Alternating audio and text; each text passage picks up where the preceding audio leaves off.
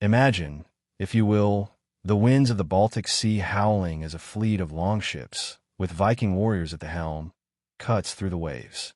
The year is 862, and the world is on the brink of something remarkable. The Vikings, fierce seafarers and warriors, are about to make their mark not just on lands of ice and snow, but on a vast, untamed territory that will one day stretch from the icy waters of the north to the warm shores of the Black Sea.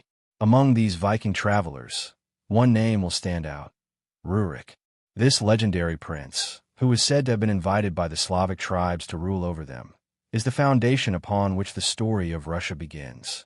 But who exactly was Rurik? Was he a great conqueror or a mere opportunist?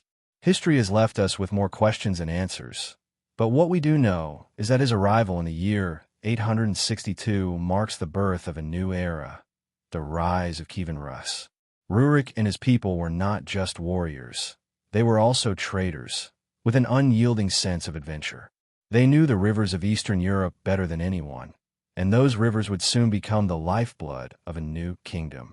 As Rurik established his rule in Novgorod, he laid the groundwork for what would become a powerful and enduring state.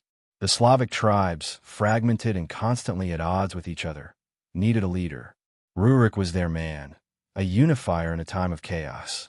The Varangians, as the Vikings were known in the East, would provide not only the strength to rule, but also the stability the Slavs so desperately needed.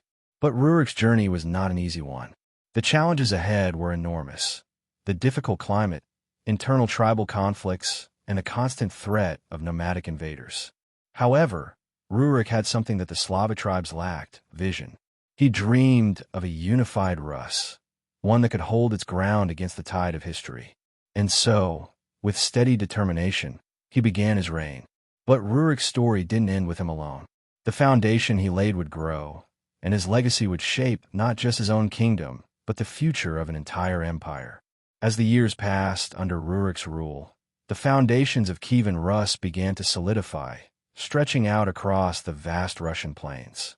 But it wasn't just the land that needed unification. There were deeper forces at play. Rurik's successors, particularly his relative Oleg, would help lay the groundwork for a new, grand civilization. By 882, Oleg had taken control of Kiev, one of the most strategically important cities in Eastern Europe. And with that, the heart of Kievan Rus began to beat. Kiev was located at the crossroads of trade between the Byzantine Empire and the Nordic lands, giving it access to riches, cultures, and ideas that would shape the future of the Rus people. Under Oleg's leadership, Kiev became the political and cultural capital, and a powerful state was born. But the true transformation of Kievan Rus came with the arrival of Christianity. Around the year 957, the Princess Olga of Kiev, a powerful figure in her own right, embarked on a journey to Constantinople to meet with the Byzantine emperor. It was here that Olga witnessed the majesty and power of the Byzantine Church and Christianity. Upon her return to Kiev, she became one of the earliest royal figures in the Rus lands to embrace the Christian faith. Her conversion would set the stage for one of the most significant events in the history of Kievan Rus, the baptism of Prince Vladimir. In the year 957, after a series of challenges and conflicts, Vladimir the Great, who ruled from 980 to 1015, would convert to Christianity, marking a pivotal moment in Russian history. Vladimir's decision to embrace Christianity was not merely a religious choice, it was a political strategy. By aligning himself with the Byzantine Empire, he was forging powerful alliances that would strengthen the growing kingdom. He married the Byzantine princess Anna, further cementing this union. In 988, Vladimir made a bold move. He baptized the people of Kiev in the waters of the Dnieper River, officially adopting Christianity as the state religion. This moment wasn't just a spiritual transformation, it was a cultural revolution. The Christian faith brought with it a rich cultural tradition, literacy, architecture, and a new set of values that would shape the heart of Rus for centuries to come. With the baptism of Prince Vladimir and the widespread adoption of Christianity, Kievan Rus began its golden age, a period of cultural, economic, and political flourishing that would last for centuries. Under Vladimir's rule, the kingdom saw a remarkable expansion, not only in territorial reach, but also in the complexity of its social and political structure. The first significant change was the centralization of power. Kiev, as the heart of the empire, became the seat of authority, while local princes ruled the surrounding territories. This allowed for better communication, trade, and military defense. As a result, Kievan Rus grew to encompass much of modern-day Ukraine, Belarus, and parts of Russia, stretching from the Baltic Sea to the Black Sea. During this time, trade flourished. The rivers that flowed through Kievan Rus, like the Dnieper and Volga, became vital trade routes, connecting the Byzantine Empire in the south to the Nordic lands in the north. The Varangians, descendants of the Vikings, played a crucial role in linking these trade networks, exchanging goods such as furs, amber, slaves, and wheat. Kiev was at the center of this, often referred to as the mother of all cities, due to its cultural and economic significance. In addition to trade, the arts and architecture blossomed. The introduction of Christianity brought with it a rich heritage of religious art, including the creation of stunning churches and icons. One of the most notable achievements during this period was the construction of the Church of Saint Sophia in Kiev, which became a symbol of the kingdom's newfound Christian identity and a testament to its growing architectural sophistication. But it wasn't just the grand buildings that defined this golden age. The Kievan Rus experienced a golden period of learning and intellectual pursuit. Scholars, priests, and writers helped to develop the Cyrillic alphabet, and the spread of literacy allowed for the preservation of important religious and historical texts. This period marked the beginning of a cultural awakening, which would eventually lay the foundations for Russian literature and education for generations to come. Yet, despite these achievements, the empire was not without its challenges. As the power of Kievan Rus grew, so too did the tensions between the growing regional powers within the empire. These tensions would eventually set the stage for the challenges that would arise in the centuries to come. As the golden age of Kievan Rus began to fade, the kingdom found itself facing growing internal and external challenges. The strong unity that had characterized the early years under rulers like Vladimir and Yaroslav the Wise started to erode. The vast land of Rus, stretching over thousands of miles, was difficult to govern, and the internal rivalries between the ruling families of various cities became more pronounced. After the death of Yaroslav the Wise in 1054, the empire began to fracture. The central authority in Kiev weakened as the grand princes of various cities began to assert their independence. Each prince sought to gain more power and territory, leading to a series of conflicts that weakened the once unified state. The absence of a strong, centralized rule caused political instability, and the internal disunity would prove to be a fatal flaw for Kievan Rus. While Kievan Rus struggled internally, it also faced an external threat that would change the course of its history. In the early 13th century, the Mongol Empire, under the leadership of Genghis Khan and later his descendants, began its relentless expansion across Asia and into Eastern Europe. The Mongols, with their superior military tactics and unmatched ferocity, were a force unlike anything Kievan Rus had ever encountered. In 1237, the Mongols launched their first major invasion into Rus, led by Bada Khan, the grandson of Genghis Khan. The cities of Ryazan, Vladimir, and Moscow fell quickly to the Mongol onslaught.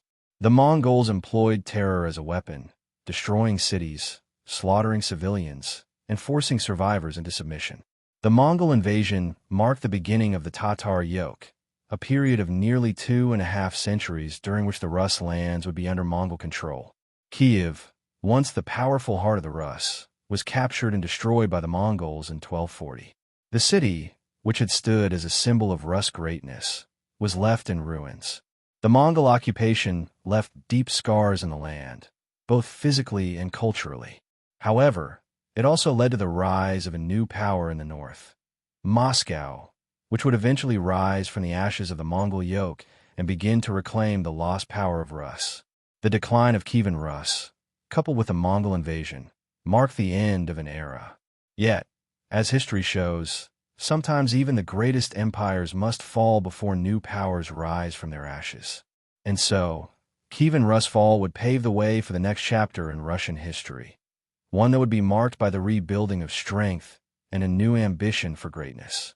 Though Kievan Rus fell in 1240, its legacy was far from erased. In fact, the impact of this early civilization would echo through the centuries, influencing the future of Russia and the broader Eastern European world.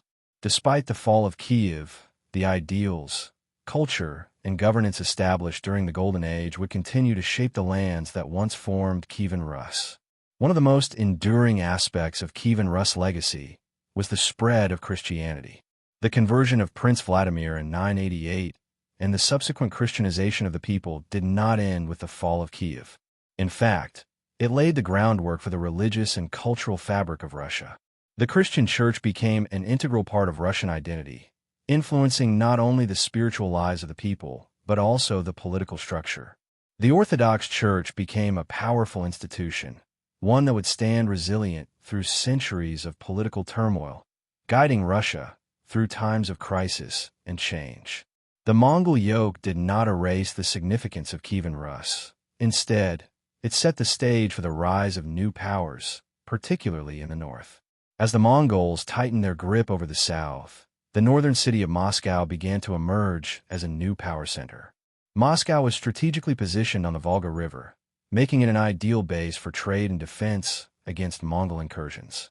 By the mid-14th century, the Grand Duchy of Moscow had gained increasing power. Moscow's rulers, known as the Grand Princes, gradually consolidated power, using both diplomacy and military strength to gain independence from Mongol rule. The Muscovite princes, such as Ivan I and later Ivan III, who would come to be known as Ivan the Great, played a crucial role in uniting the Russian lands and laying the foundation for a new Russian state. The rise of Moscow marked the end of the era of Kievan Rus and the beginning of a new era of Russian dominance. It would be Moscow that would lead Russia toward the formation of the Russian Empire. The Orthodox Christian faith, which had been adopted during the time of Kievan Rus, remained the central unifying force as the Russian state grew stronger.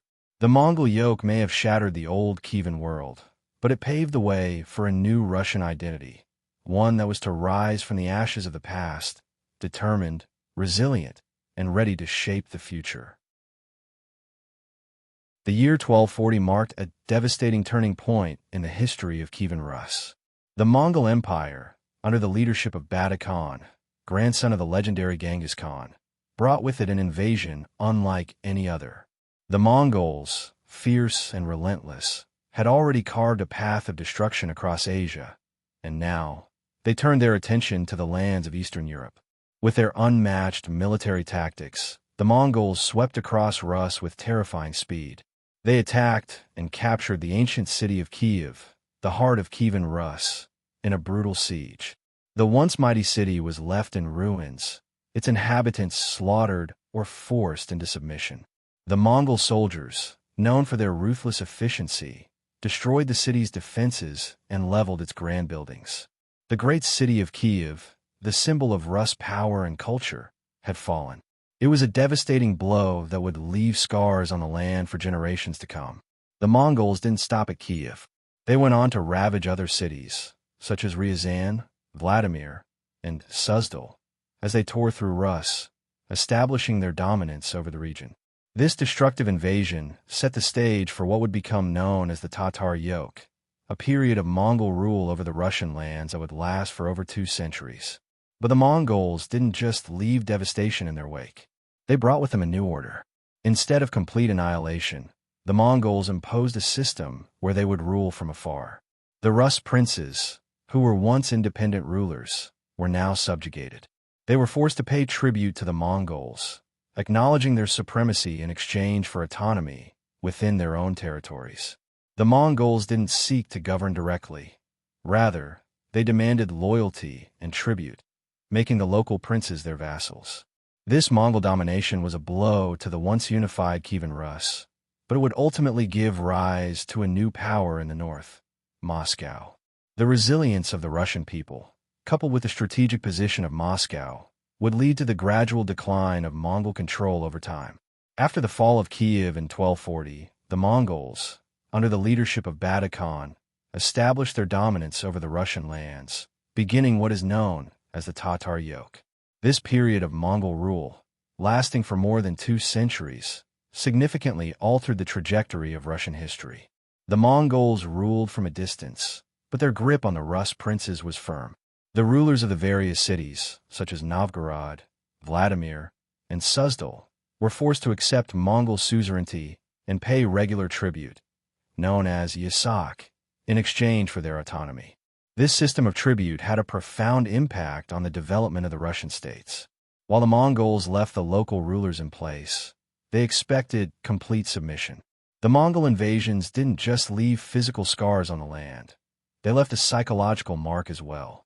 The fear of Mongol retribution created a system of deference and submission that would persist for centuries in Russia's ruling traditions. Yet, during this time of domination, there was one city that began to rise in prominence: Moscow. Located in the northeast of Rus, far from the Mongol-controlled south, Moscow was relatively untouched by the initial invasions. Its position on the Volga River made it a strategic hub for trade and military defense. This geographical advantage allowed it to thrive while other cities suffered under Mongol rule. Moscow's rise began with its early princes, who were clever diplomats and shrewd political players. Prince Daniel of Moscow, the youngest son of Alexander Nevsky, became the first ruler to significantly benefit from the Mongol presence. He established strong relations with the Mongol Khans, positioning Moscow as a loyal vassal, which allowed the city to flourish. Daniel's descendants, notably Ivan I, would continue this strategy, building up Moscow's wealth and influence through tribute collection and strategic alliances. Ivan I, also known as Ivan Khalida, was especially instrumental in Moscow's rise. His ability to gain favor with the Mongols earned him the title of Grand Prince of Vladimir, the highest title for the Russian princes under Mongol rule. This move gave Moscow political legitimacy and prestige, paving the way for future expansion. Under Ivan's leadership, Moscow also became a center for religious influence, with the city growing in importance as a spiritual center for the Russian Orthodox Church. This period of Mongol domination, though oppressive, allowed Moscow to quietly grow in strength, establishing the foundation for its future as the center of Russian power. By the mid-14th century, Moscow's slow but steady growth had transformed it into a city of increasing influence and power, but the grip of the Mongols still loomed large. The Tatar yoke continued to demand heavy tribute, and the Mongol Khans maintained their control over the Russian principalities. Yet the desire for independence was simmering beneath the surface, and Moscow's rulers began to challenge Mongol authority. The most pivotal moment came during the reign of Ivan III, also known as Ivan the Great. Ivan III ascended to the throne in 1462, inheriting a strong, prosperous Moscow. He was determined to throw off the Mongol yoke once and for all. Ivan III's reign marked the beginning of Moscow's expansion and the slow process of reclaiming Rus lands from Mongol influence.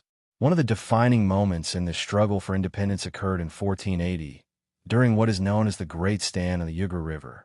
In that year, Ivan III stood firm against Akhmet Khan, the leader of the Mongol Golden Horde, who had come to demand tribute from the Russian lands. The two sides faced each other across the Ugra River, but no battle was fought. After weeks of standoff, Akhmet Khan's army retreated. This moment, though not a military victory in the traditional sense, was a symbolic triumph for Ivan and Moscow. The Mongols had finally been pushed out without firing a single shot, and the Russian lands were no longer under Mongol control. This standoff at the Ugra River signified the end of Mongol influence over Russia, but it was far from the end of the challenges facing Moscow. While the Mongols were driven back, Ivan III still had to deal with internal political struggles and external threats from neighboring kingdoms. But with the victory at the Ugra River, Moscow had asserted its independence, and Ivan III had proven himself as a powerful ruler, capable of defying the Mongol legacy. Ivan the Great's victory laid the foundation for a unified Russian state under the banner of Moscow, which would grow to become a dominant power in Eastern Europe. Moscow's position as the center of Russian Orthodox Christianity further cemented its cultural and political influence, providing the legitimacy necessary to take on future adversaries. With the defeat of the Mongols in 1480, Moscow emerged as the dominant power in Russia. The reign of Ivan III was crucial in consolidating this newfound independence and beginning the process of territorial expansion. However, the challenges Ivan faced were far from over. Now that Moscow was free from Mongol control, Ivan III began the ambitious task of uniting the fragmented Russian principalities and expanding. The first step in this process was the consolidation of power within Moscow itself. Ivan III worked relentlessly to bring the surrounding territories under his control, most notably by annexing the Principality of Tver, which had long been a rival to Moscow's growing influence. This victory over Tver in 1485 helped solidify Moscow's position as the center of Russian power. Ivan III's ambition extended beyond just securing the capital. He sought to create a unified Russian state by extending his reach over lands that had once been part of Kievan Rus. Ivan's strategic alliances and calculated military campaigns also allowed Moscow to absorb key territories. One of the most significant conquests during this time was the annexation of the Novgorod Republic in 1478. Novgorod, a wealthy and influential city-state, had long been a thorn in Moscow's side, maintaining its independence. However, after years of tension and conflict, Ivan III was able to force Novgorod to submit to Moscow's authority. This marked a turning point in Russian history, as it brought the powerful city-state into the fold of the growing Russian state. But Ivan III's ambitions didn't end with internal consolidation. He also sought to expand Moscow's influence beyond its borders, both in terms of territory and foreign alliances. One of the most significant moves he made was to establish a strong relationship with the Byzantine Empire. In 1472, Ivan III married Sophia Paleolog, the niece of the last Byzantine emperor. This marriage was not just a political alliance. It symbolized the connection between Moscow and the Byzantine legacy, with Ivan claiming the title of Tsar, the Russian version of Caesar, which gave Moscow the spiritual and political mantle of the fallen Byzantine Empire. Through a combination of military conquests, diplomatic alliances, and careful political maneuvering, Ivan III set the stage for the rise of Russia as a major power in Eastern Europe. His reign not only marked the end of Mongol domination, but also laid the foundations for the Russian Empire, which would flourish in the centuries to come. By the time Ivan III, Ivan the Great, passed away in 1505, he had transformed Moscow from a Mongol vassal into a rising European power.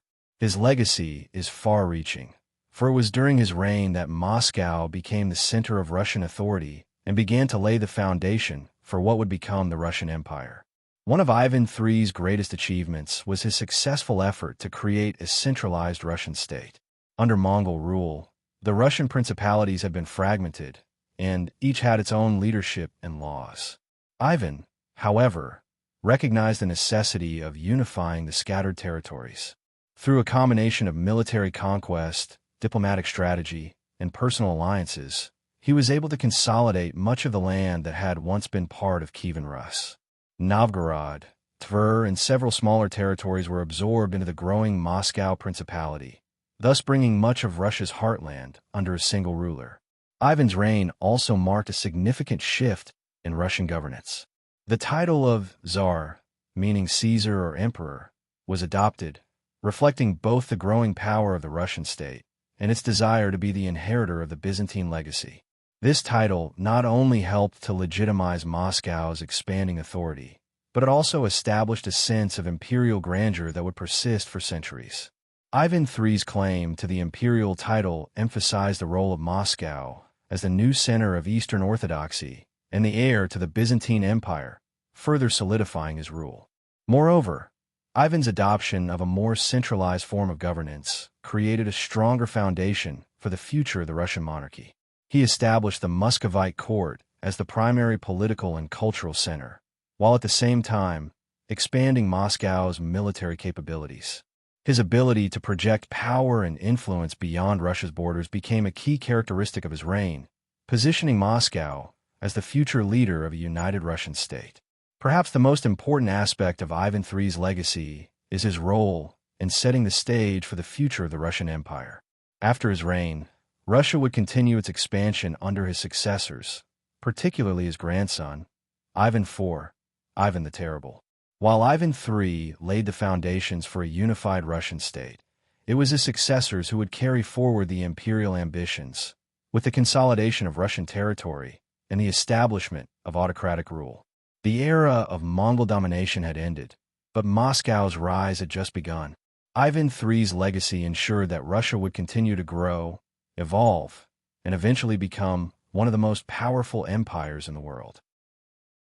The year 1533 was a turning point in Russian history, for it marked the beginning of a reign that would change the country forever. A young boy, Ivan IV, ascended the throne at the tender age of 3 after the death of his father, Grand Prince Vasily III. But the early years of Ivan's life were anything but easy. His reign was shaped by a series of struggles, both personal and political, that would ultimately lead him to become one of the most controversial rulers in Russian history. Ivan the Terrible. Raised in the royal court, Ivan faced early trauma that left deep scars on his psyche. He was forced to endure neglect, humiliation, and rejection from the boyars, the Russian nobility. These early experiences would go on to shape Ivan's views on power and his relationship with the aristocracy. The boyars, who were supposed to guide and support the young prince, instead treated him with disdain, mocking his youth and undermining his authority. This neglect would fuel Ivan's intense desire to consolidate power and strengthen his rule, laying the groundwork for his later reign. At the age of 16, in 1547, Ivan took the bold step of declaring himself Tsar of all Russia, the first to hold such a title. This moment was not just a ceremonial act. It represented a new chapter in Russian history. By adopting the title of Tsar, Ivan sought to elevate himself above the nobility and establish Russia as an independent, powerful empire, on par with other European monarchies like the Byzantine Empire. The title Tsar came with a sense of divine legitimacy, positioning Ivan as the supreme ruler of all Russia, ordained by God. This bold declaration set Ivan apart from his predecessors. While previous rulers had been grand princes, a title which implied a certain subordination to the Mongol Khans, Ivan's self-coronation as Tsar marked a break from the past and a claim to absolute power. It was an assertion of his authority, not just over the Russian lands, but also over the church and the people. Ivan's coronation as Tsar was a moment of triumph, but it was also the beginning of a reign marked by intensity and paranoia. Having ascended the throne as a young and vulnerable prince, Ivan would soon face challenges that would push him into the depths of tyranny. But for now, he stood at the pinnacle of power, with a new title, a new vision, and a burning desire to forge an empire. As Ivan IV settled into his role as Tsar, his early years on the throne were marked by ambitious reforms and the consolidation of power. Determined to strengthen Russia's monarchy and reduce the influence of the powerful boyars, Ivan introduced several significant changes that would have a lasting impact on the country. One of Ivan's first acts was to reorganize the Russian military. He established the Streltsy, a new corps of armed soldiers, to help strengthen the central authority. This was a move away from relying on the feudal levies of the boyars, who had traditionally provided soldiers in exchange for land and privileges. The Streltsy would become a permanent military force, loyal directly to the Tsar, and they played a crucial role in maintaining Ivan's power in the years to come. Ivan also took steps to reform the legal system. In 1550, he issued the Tsardom, a new legal code that aimed to standardize law across the Russian territories. This was part of Ivan's broader vision to centralize power and ensure that the rule of law was enforced uniformly throughout the land, rather than allowing individual nobles to govern their territories with impunity. Despite these early successes, Ivan's trust in the boyars remained deeply strained. The boyars had resisted his reforms and sought to maintain their power, leading to a growing tension between the Tsar and the nobility. Ivan's increasing paranoia and fear of betrayal began to shape his rule, pushing him toward more drastic measures. In 1565, Ivan created the infamous Oprichnina, a separate and elite state within the state, designed to wipe out the boyar class and solidify his power. The Oprichnina was made up of Ivan's most loyal supporters, including former peasants and low-ranking soldiers who had shown their allegiance to the Tsar. These men were tasked with carrying out Ivan's orders, and they were given sweeping powers to arrest, torture, and execute anyone suspected of being a traitor. The Oprichnina was marked by brutality and repression. Ivan's personal agents, known as the Oprichniki, carried out mass purges of the boyars, executing many of the nobility and seizing their lands. The period became synonymous with terror, and many Russians came to fear Ivan's reign as one of arbitrary cruelty. The Oprichnina would go on to weaken the power of the nobility, but also left Russia deeply scarred, as the violence and suspicion led to instability and fear throughout the empire.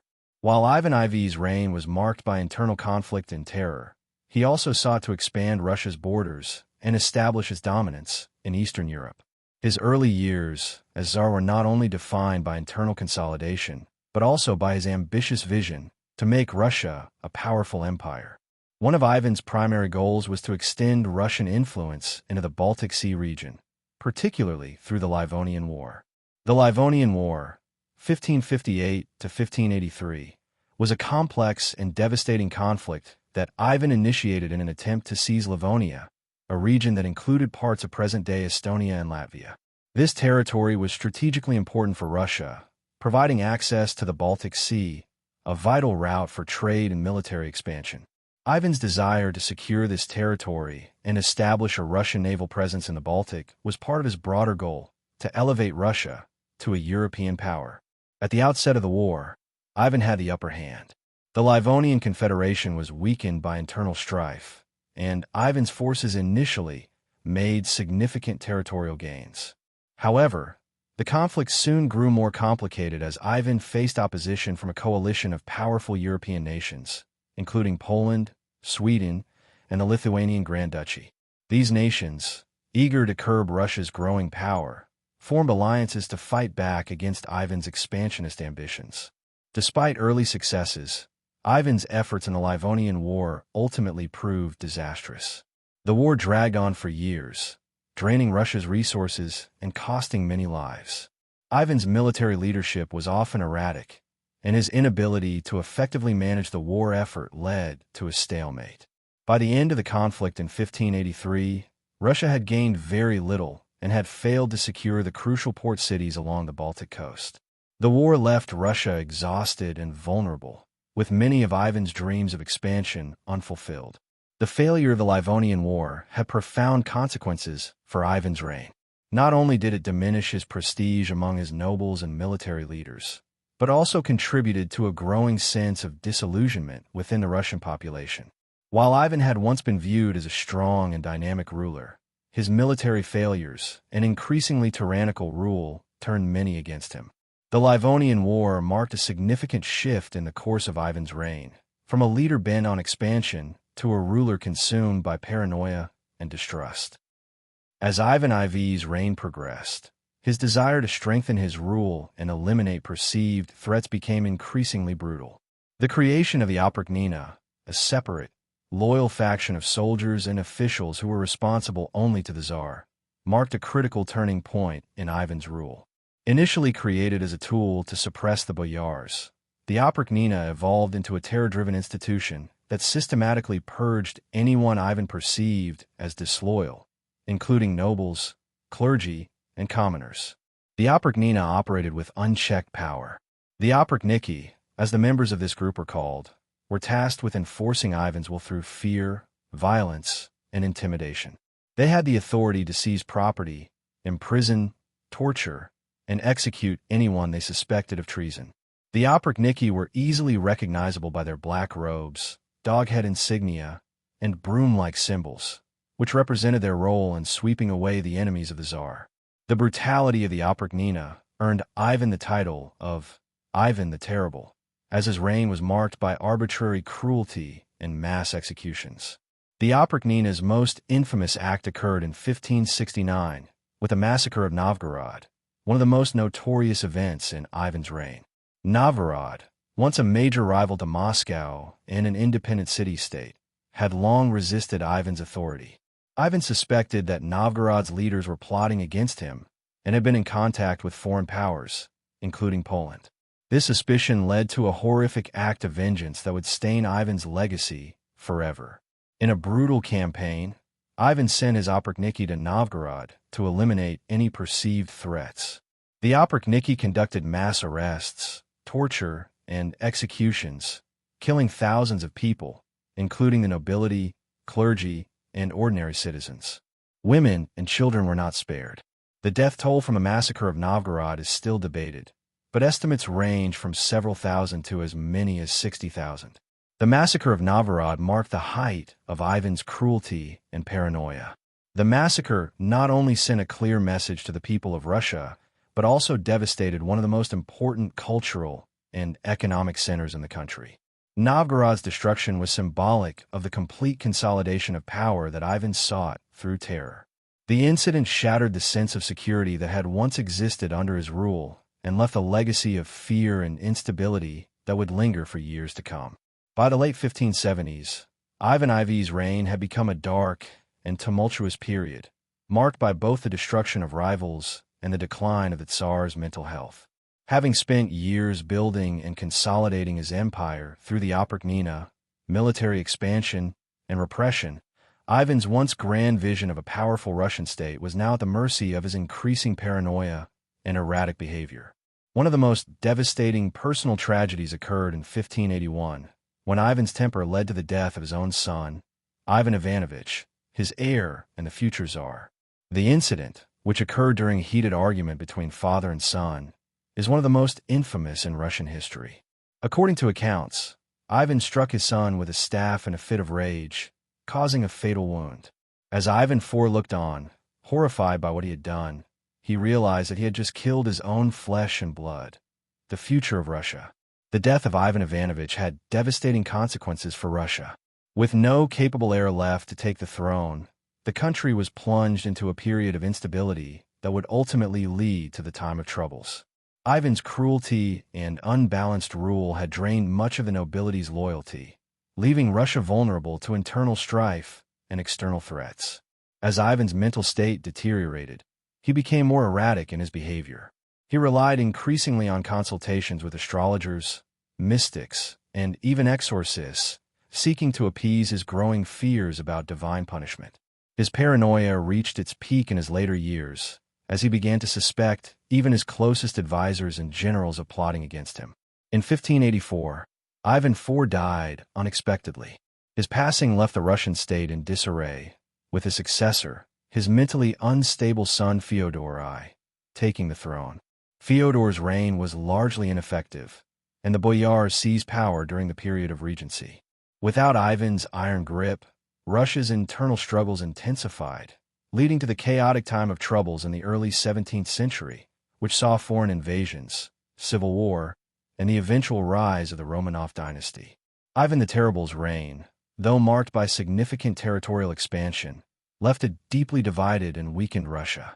While he had laid the groundwork for a centralized Russian state, his ruthless methods, paranoia, and failure to secure a stable succession paved the way for the country's collapse into chaos after his death. Ivan's legacy, though undeniably impactful in shaping Russia's early imperial ambitions, is one of both achievement and destruction, leaving Russia a land scarred by his reign. The time of troubles is often regarded as one of the most tumultuous and chaotic periods in Russian history. It all began with the death of Tsar Fyodor I in 1598, the last surviving son of the Rurik dynasty.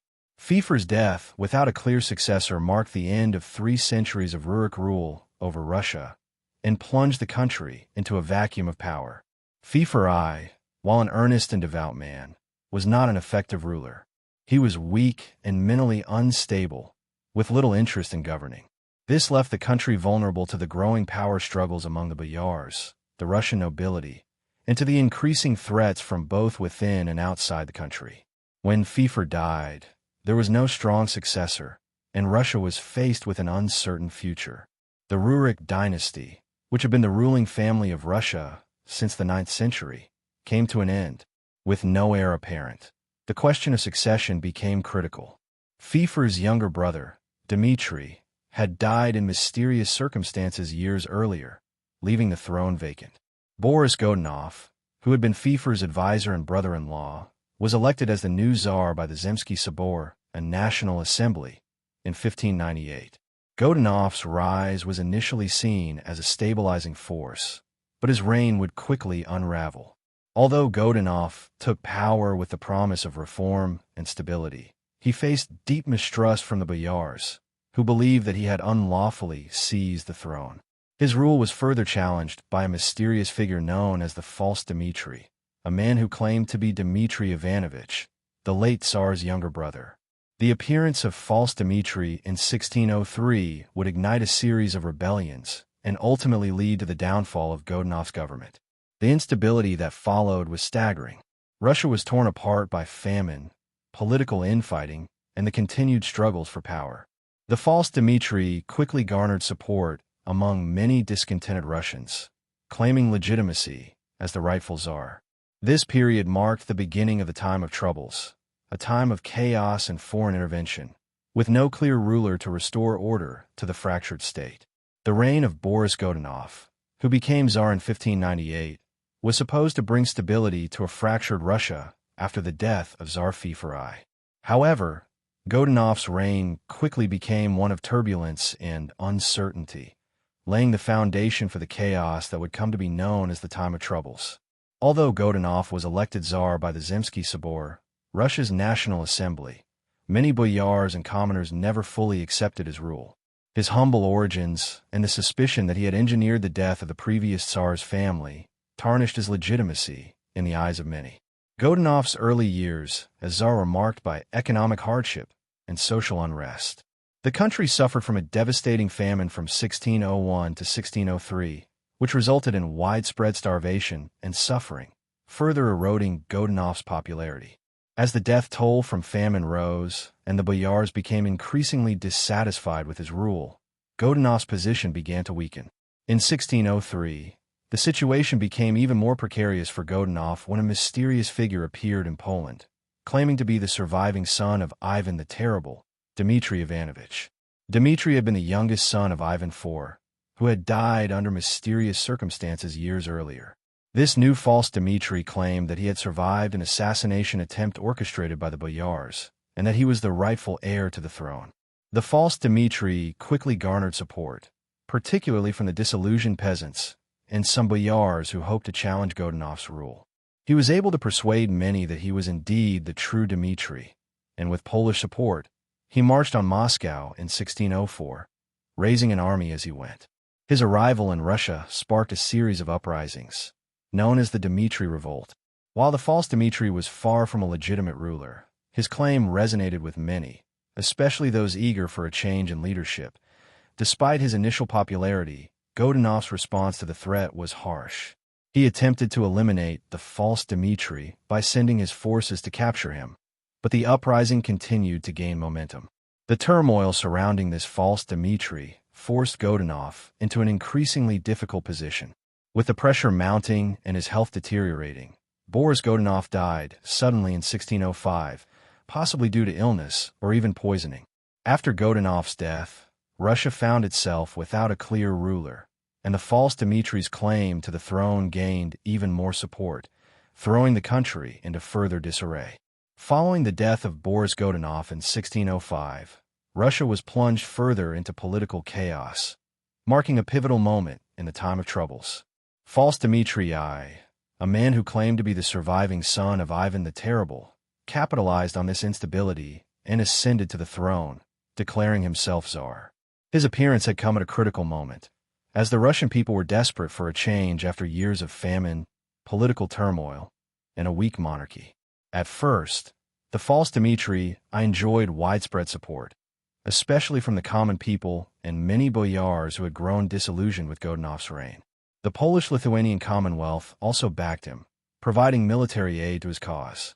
His claim was bolstered by his mysterious return to Russia, which seemed like a miracle to many, and by the promises he made for reform and stability. He promised to rid Russia of the boyar influence that had long dominated, an appeal to the common folk and lesser nobles. However, the new Tsar's rule was short-lived and filled with contradictions. Initially, false Dmitry I took steps to consolidate power, but his reliance on Polish support caused alarm among the Russian nobility and the Orthodox clergy. His ties to Poland and his Catholic background, combined with his reformist ideas, made him suspect to many Russians who were deeply loyal to Orthodox Christianity and feared foreign influence. As the months passed, discontent grew, and his reign became increasingly unstable. The boyars, who had initially supported him, began to turn against him when they realized that his rule threatened their power. The discontent was also amplified by the rigorous tax collection to fund his government and military campaigns. His attempts to reform Russia clashed with the deeply entrenched political and religious structures, creating rifts in the kingdom that, in 1606, barely a year after he had been crowned, the boyars, along with elements of the Russian military, revolted against false Dmitri I. The rebellion culminated in a siege of Moscow, and the false Dmitri was eventually assassinated. His death marked the end of his claim to the throne, but only further deepened the political and social instability. Russia was now left with no central authority, plunging the nation deeper into the chaos of the time of troubles. The death of false Dmitri I did not end the crisis. Rather, it deepened it, as Russia now faced another interregnum, with competing factions fighting for control of the throne. The boyars once again found themselves vying for power, and the common people were caught in the middle of the conflict. The time of troubles was far after the assassination of false Dmitri I in 1606. Russia was thrown into even greater turmoil. The death of this pretender didn't resolve the crisis. Instead, it led to further confusion and a new wave of instability. With no clear ruler, Russia fell deeper into the time of troubles, a chaotic period marked by numerous impostors, internal conflict, and foreign interference. In 1607, just a year after the death of false Dmitri I, another man claiming to be Dmitri Ivanovich, the son of Ivan the Terrible, appeared on the scene. This new false Dmitri II claimed to be the real Dmitri, who had supposedly survived the mysterious assassination attempt years earlier. Like his predecessor, false Dmitri II quickly gathered a following, consisting largely of disaffected nobles and commoners who were still loyal to the idea of a legitimate heir to the throne. However, the arrival of false Dmitri II was not just a domestic affair. Poland, with its interests in weakening Russia and establishing a stronger influence over the region, saw an opportunity in this new pretender. The Polish-Lithuanian Commonwealth began to lend military aid to false Dmitri II's cause, further escalating the conflict and intensifying the sense of foreign domination in Russian affairs.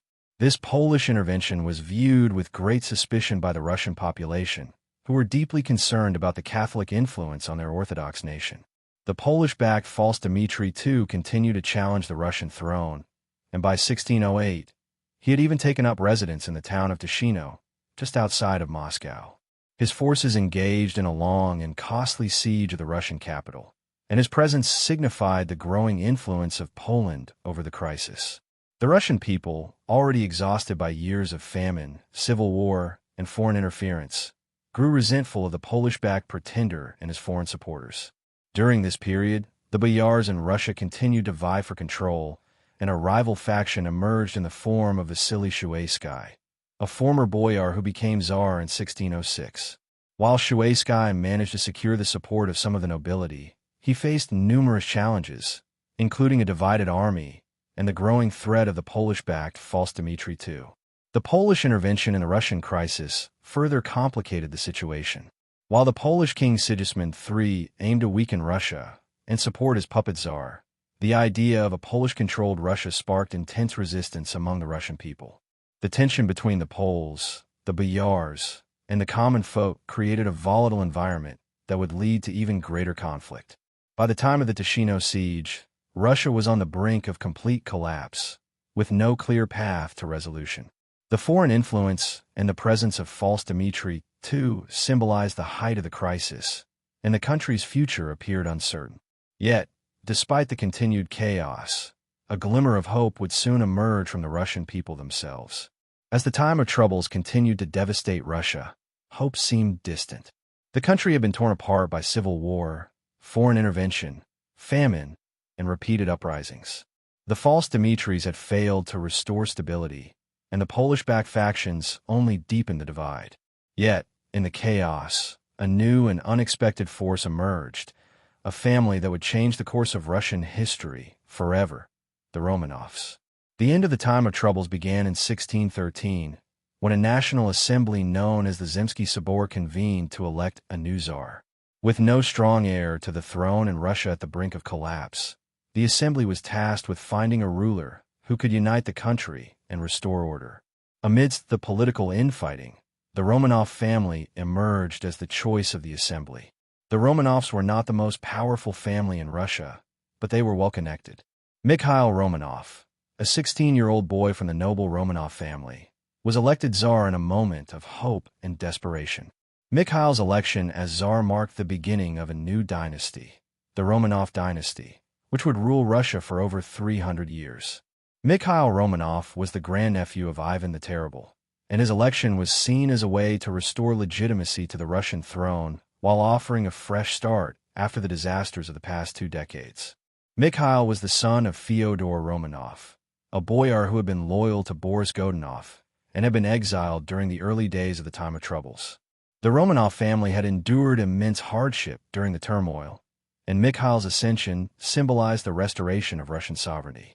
Under Mikhail's leadership, the Polish and Swedish forces were gradually driven out, and Russia began to regain some measure of stability. The new Tsar's rule marked the end of the dynastic crisis and the foreign interference that had plagued Russia for years. The Romanovs' rise to power was not immediate or without difficulty.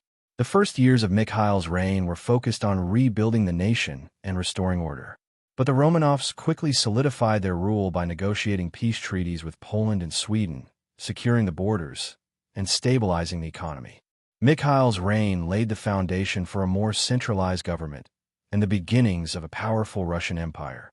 By 1613, the time of troubles had officially ended, and the Romanov dynasty ushered in a period of relative stability. Though the country would face challenges in the years to come, the Romanovs provided Russia with a new sense of direction and unity. The dynasty's reign would set the stage for the country's transformation into one of the largest empires in the world. The story of Peter the Great begins in 1672, in the heart of Moscow, where a child named Pyotr Alexeyevich was born to Tsar Alexis I and his second wife, Natalia Naryshkina. From the moment of his birth, Peter was surrounded by turbulence.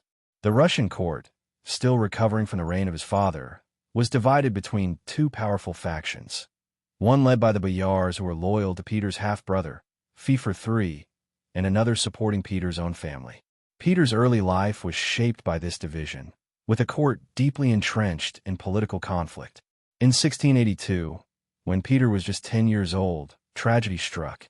Tsar Fyodor III passed away unexpectedly, and Peter's older sister, Sophia, briefly ruled as regent, though she was technically only serving until Peter reached maturity. The powerful boyar faction, seeking to control the throne, manipulated the political landscape, and for a brief period, Peter's ascension was delayed. Sophia, Peter's half-sister, held power in the capital, backed by the influential Streltsy, the elite military unit that had long played a pivotal role in the Russian political sphere. However, Peter's rise to power was inevitable. The Streltsy revolt in 1689, which was sparked by a dispute between Sophia and Peter's supporters, marked a pivotal moment in his early life. The rebellion, fueled by factionalism and Peter's growing popularity among the common people, eventually ended with the overthrow of Sophia's regency. At the age of 17, Peter was officially declared Tsar of Russia alongside his brother Ivan V, though Peter would soon come to rule alone. Peter's reign, however, would be anything but conventional. From the start, it was clear that he would lead Russia in a very different direction from his predecessors. A dynamic and restless young man, Peter was fascinated by the military, foreign cultures, and modern technology. This curiosity would drive his ambition to transform Russia into a powerful and European-style empire. He was determined to push Russia out of the isolationist policies that had long confined it and bring it into the fold of European nations. In the early years of his reign, Peter the Great was deeply aware of Russia's backwardness compared to the powerful nations of Western Europe. Determined to modernize his country, Peter sought to learn firsthand about European culture, technology, and military innovations. His journey would become one of the defining moments of his reign, the Grand Embassy of 1697 to 1698. Upon returning from his Grand Embassy in Europe, Peter the Great wasted no time in putting his newfound knowledge to work. One of his most ambitious goals was to transform Russia into a maritime power, capable of competing with the great naval fleets of Britain, France, and Sweden. To accomplish this, Peter focused on building a strong navy, a task that had been neglected by previous Russian rulers. He established the foundation for what would become one of the most powerful naval forces in Europe. Peter's determination to build a navy was driven by his realization that Russia's access to the Baltic Sea, and with it, the ability to trade and project military power, was essential to his vision of a modern Russia. The Swedish Empire, under King Charles XII, controlled much of the Baltic region, making it a formidable rival for Peter. In 1700, Peter embarked on what would become a decades-long struggle for access to the sea. The Great Northern War, 1700 to 1721.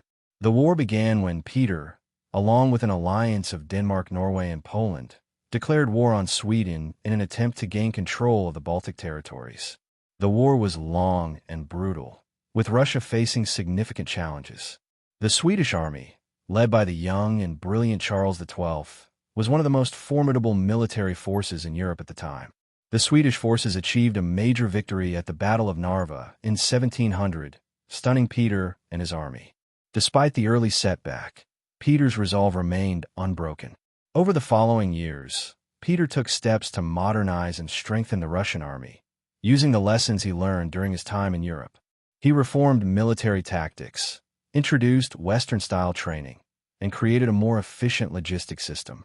Additionally, he established a vast network of shipyards along the Baltic coast to build a naval fleet he needed. The creation of a powerful Russian navy became one of the defining features of his reign. The war itself was grueling and saw significant changes in the way Russia operated.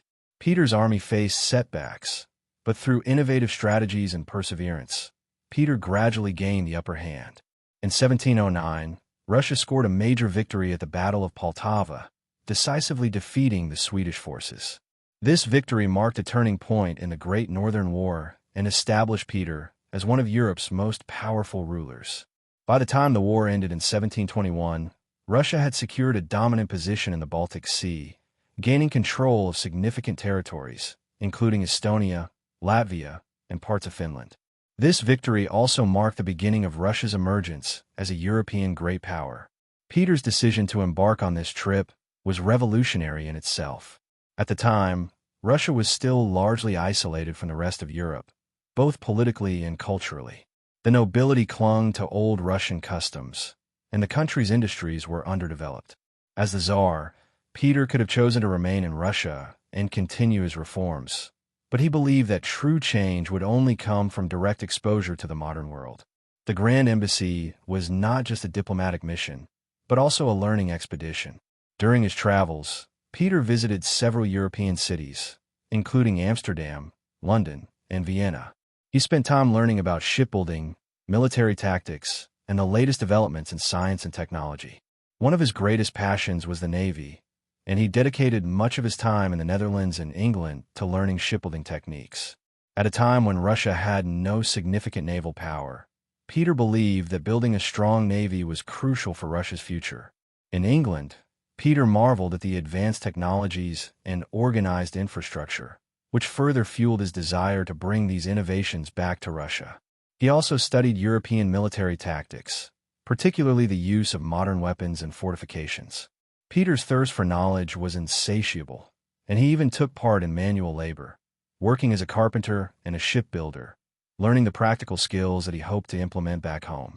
Peter's tour of Europe had far-reaching consequences for Russia. Upon returning to Russia in 1698, Peter immediately began implementing the knowledge he had gained.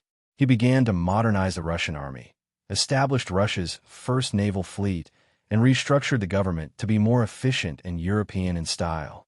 He also introduced Western customs, forcing Russian nobility to shave their beards, wear European clothing, and adopt a more formal manner of living. These reforms were met with resistance from the traditionalist factions within Russia, particularly the Orthodox clergy and the conservative boyars, who saw these changes as a threat to Russia's identity. Despite the pushback, Peter was relentless in his pursuit of reform. The Grand Embassy had not only exposed him to the advancements of Europe, but also solidified his resolve to lead Russia into the future, no matter the cost. One of Peter the Great's most ambitious and lasting achievements was the founding of St. Petersburg in 1703, a city that would become a symbol of his westernization of Russia. The idea behind St. Petersburg was not just to create a new capital, but to build a city that would bridge the gap between Russia and Europe, physically and culturally. Situated on the Neva River, near the Baltic Sea, the city was strategically placed to give Russia access to European trade routes and enhance its naval presence.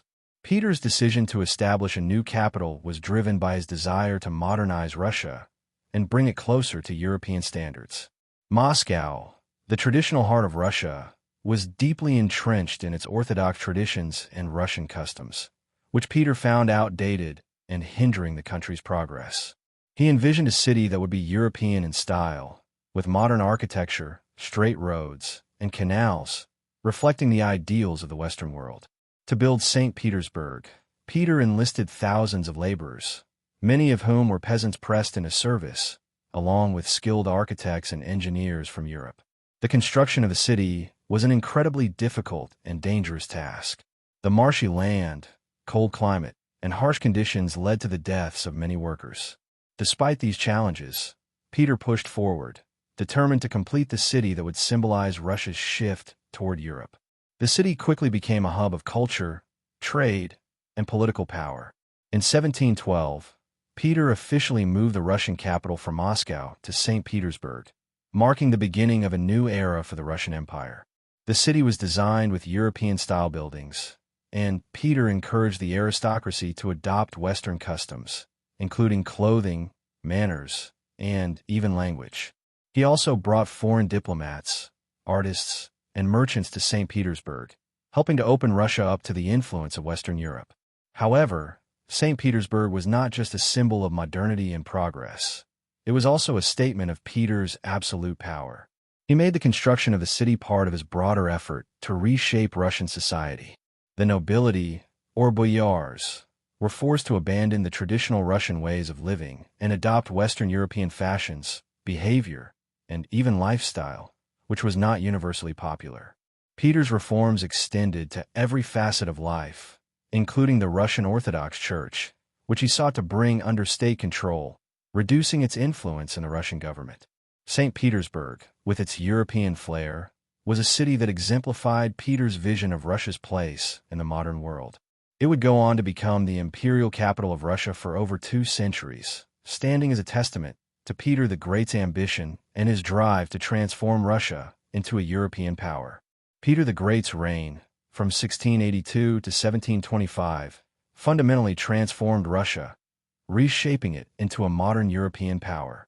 While many of his reforms were initially met with resistance, particularly from the conservative boyars and clergy, Peter's legacy would become undeniable, influencing Russia's trajectory for centuries.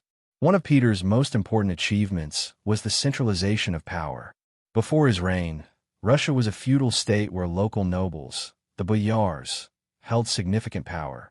Peter worked relentlessly to curb their authority, replacing their old privileges with positions of service in the state.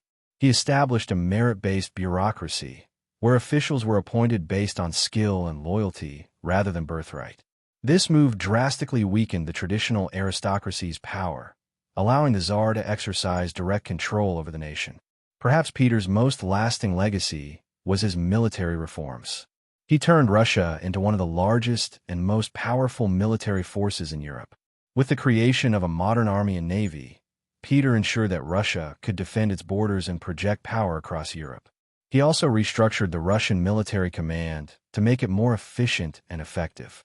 These reforms were crucial in enabling Russia to emerge as a major player on the European stage, particularly following the Great Northern War against Sweden, where Russia's military prowess was firmly established. Peter's drive to westernize Russia also had profound cultural and social implications. The imposition of Western European customs, including changes in clothing, social conduct, and even language, shifted Russian society toward a more European-style culture. His reforms in education laid the groundwork for a more enlightened Russian society, with the establishment of new schools, universities, and the promotion of scientific learning. Peter's establishment of the Academy of Sciences in 1724 helped foster the scientific revolution in Russia, further aligning the country with Western Europe's intellectual trends. Despite these successes, Peter's reign also left a deep legacy of tyranny. His ruthless methods, exemplified by his treatment of the boyars, his brutal suppression of dissent, and his near-constant warfare, left the country scarred by violence and fear. The rapid pace of reform, although necessary for modernization, also led to immense social strain, as traditional structures were overturned with little regard for the societal cost. Peter's relentless drive for progress often came at the expense of the common people, who bore the brunt of his military campaigns, taxes, and forced labor. Peter the Great's legacy is one of both transformation and contradiction. He successfully modernized Russia, but in doing so, he also created a legacy of absolute power, military conquest, and social upheaval. His reign set the stage for the rise of the Russian Empire, a force to be reckoned with on the world stage.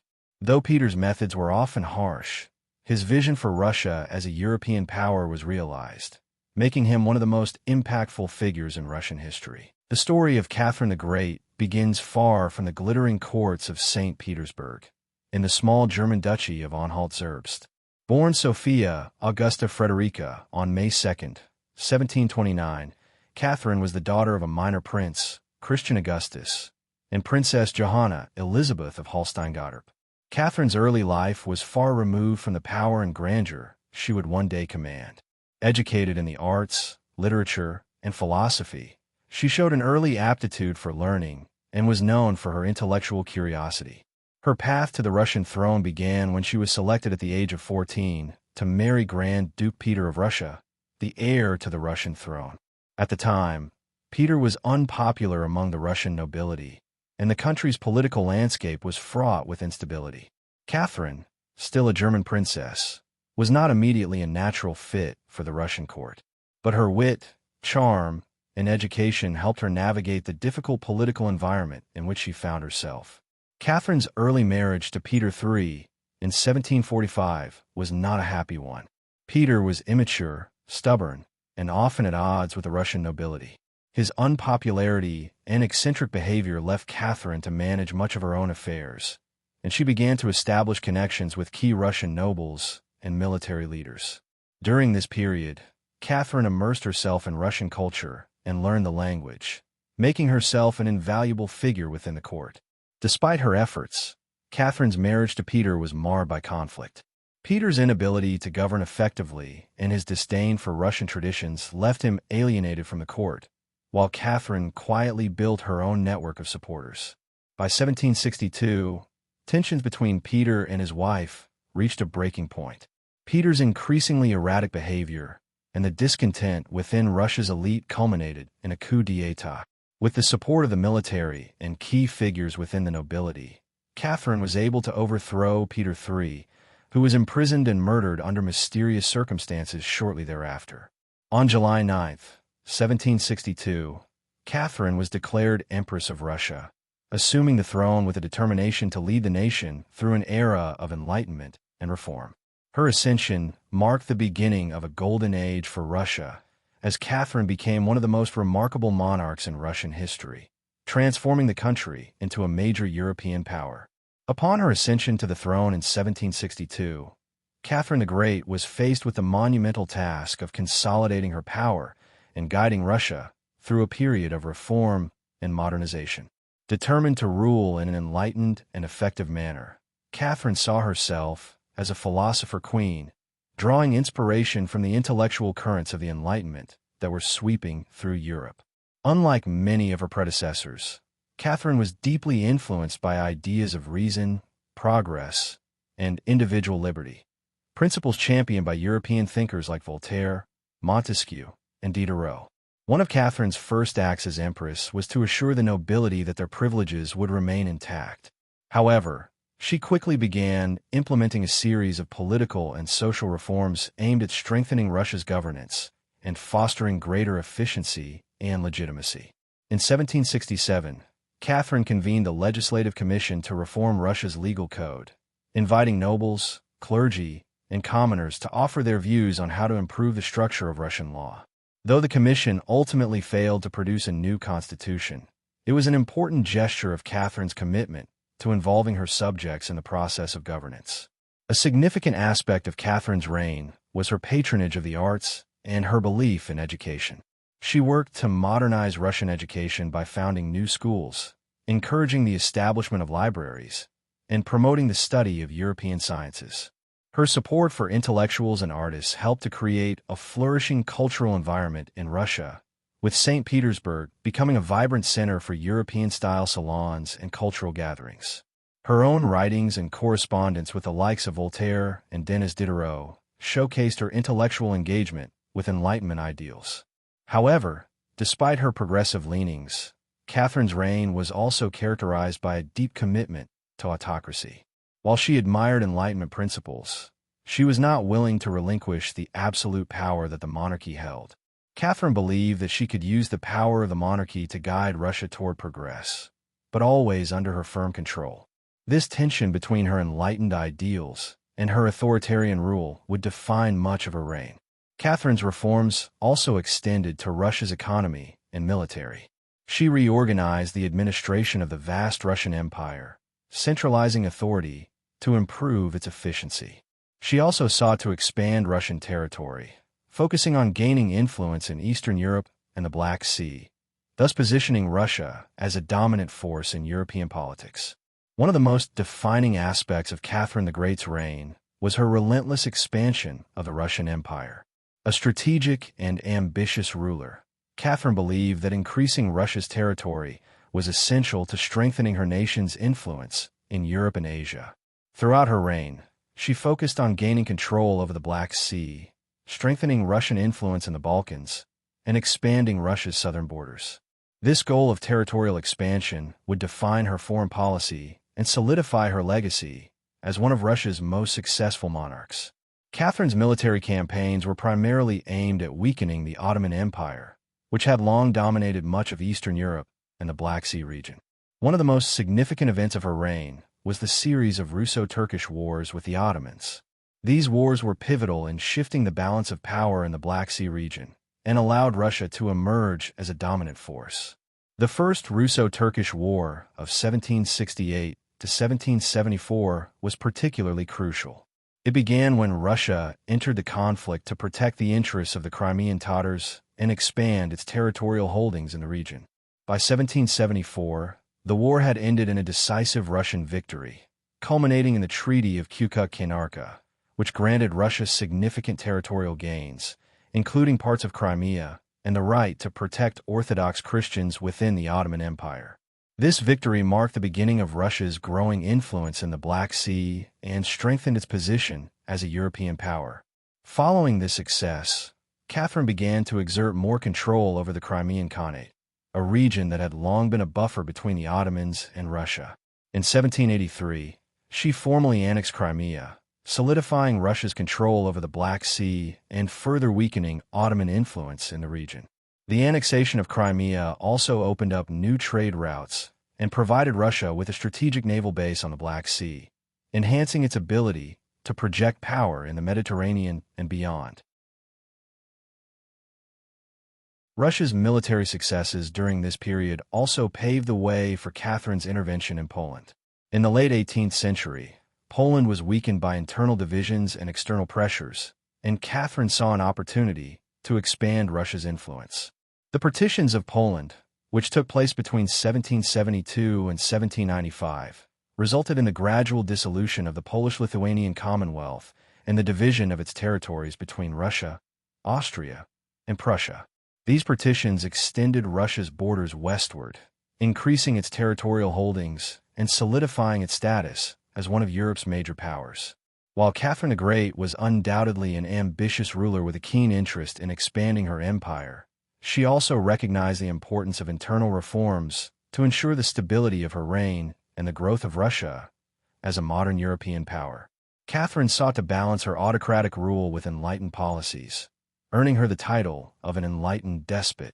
She was inspired by the Enlightenment thinkers she corresponded with, particularly Voltaire, Diderot, and Montesquieu, but she remained deeply committed to preserving absolute monarchical control. One of her most notable internal reforms was her attempt to modernize Russia's legal system. In 1767, Catherine convened the Legislative Commission, a body composed of nobles, merchants, and clergy, to work on drafting a new code of laws for the empire. Catherine believed that a comprehensive legal code was essential for ensuring stability and order. While the commission failed to produce a complete legal reform, it represented Catherine's desire to create a more structured and rational system of governance based on reason, not just tradition. The Nakaz, Instruction, a document written by Catherine herself and presented to the commission, reflected her ideals of equality before the law, justice, and education. Although the full legal reforms would not be realized until much later, this initiative was a step toward a more enlightened and systematic Russian state. Catherine also sought to reform the education system in Russia. Under her rule, new schools and institutions of higher learning were established, and the first Russian university in Moscow was founded. Catherine believed that education was key to creating an enlightened elite and strengthening the country's administrative and military structures. Her reforms were especially focused on the nobility, who were expected to serve in the government and military. Catherine promoted the idea of Westernization, encouraging the nobility to adopt European manners, languages, and literature. She also invited Western intellectuals to Russia, building a cultural and intellectual exchange that was essential in shaping Russia's development in the 18th century. Despite her enlightened ideas, Catherine's rule was not without its contradictions. While she espoused the values of freedom and equality, her reign also saw the increased exploitation of the peasantry. In 1773, Catherine faced the Pugachev Rebellion, a massive uprising led by Emelian Pugachev, a Cossack who claimed to be Peter III and sought to overthrow Catherine's government. The rebellion exposed the tensions between the aristocracy and the serfs, and Catherine responded by strengthening the serfdom system, granting nobles more power over their serfs. Although she implemented some reforms to improve the lives of the nobility and urban classes, the peasants remained largely oppressed under her rule. Catherine the Great's reign, which lasted from 1762 to 1796, is often remembered as a golden age in Russian history. Her legacy, however, is complex. While she achieved remarkable reforms and territorial expansion, her rule also had deep contradictions that shaped the future of Russia. One of Catherine's greatest accomplishments was her ability to modernize Russia and cement its place as a major European power. Her military victories, particularly in the Russo-Turkish Wars, and her strategic maneuvering in the partitions of Poland, extended Russia's borders and solidified its power in Eastern Europe. The annexation of Crimea and the establishment of Russian dominance in the Black Sea were crucial moments that reshaped the region. Her successful foreign policy transformed Russia from a landlocked kingdom to a mighty empire with access to the seas and a growing presence in European politics. Catherine's internal reforms, while not as far-reaching as she may have hoped, also laid the groundwork for a more centralized government and a modernized elite. Her promotion of education and intellectual exchange contributed to the cultural enrichment of Russia, fostering the development of the arts and sciences. By building St. Petersburg as a European-style capital and encouraging the adoption of Western customs, Catherine helped modernize Russian society and increase its influence on the continent. However, Catherine's reforms were often more focused on the elite classes, the nobility and educated urban population, than on the common people. The serfs, who constituted the majority of the population, saw little change in their lives. Catherine's reliance on the nobility to enforce order and power, especially in her later years, meant that the peasants remained oppressed, their living conditions largely unchanged. Her decision to reinforce serfdom after the Pugachev Rebellion of 1773 revealed her reluctance to upset the entrenched social hierarchy, even as she claimed to be a proponent of Enlightenment ideals. Catherine's rule also had a more subtle, but powerful, impact on the Russian monarchy. By consolidating power and creating a more centralized government, she helped strengthen the authority of the Tsar. Her reign demonstrated that an absolute monarchy could survive even in an age of growing ideas about democracy and republicanism in Europe. While she had reformist inclinations, her belief in maintaining absolute control over her empire was one of the defining features of her rule. Catherine the Great's legacy is a testament to her ambition, intelligence, and resilience. She ruled Russia at a time when it could have been consumed by internal strife or external threats, but under her leadership, Russia flourished. Despite the contradictions in her reign, embracing Enlightenment ideas while maintaining autocratic rule, Catherine left Russia a more powerful, more Europeanized, and more territorially expansive empire than ever before. Her influence shaped the course of Russian history for generations, and her legacy as one of Russia's greatest monarchs endures to this day. The 19th century was a time of great change for Russia. The era marked the height of Russia's imperial glory and the beginning of internal and external pressures that would define the century's challenges.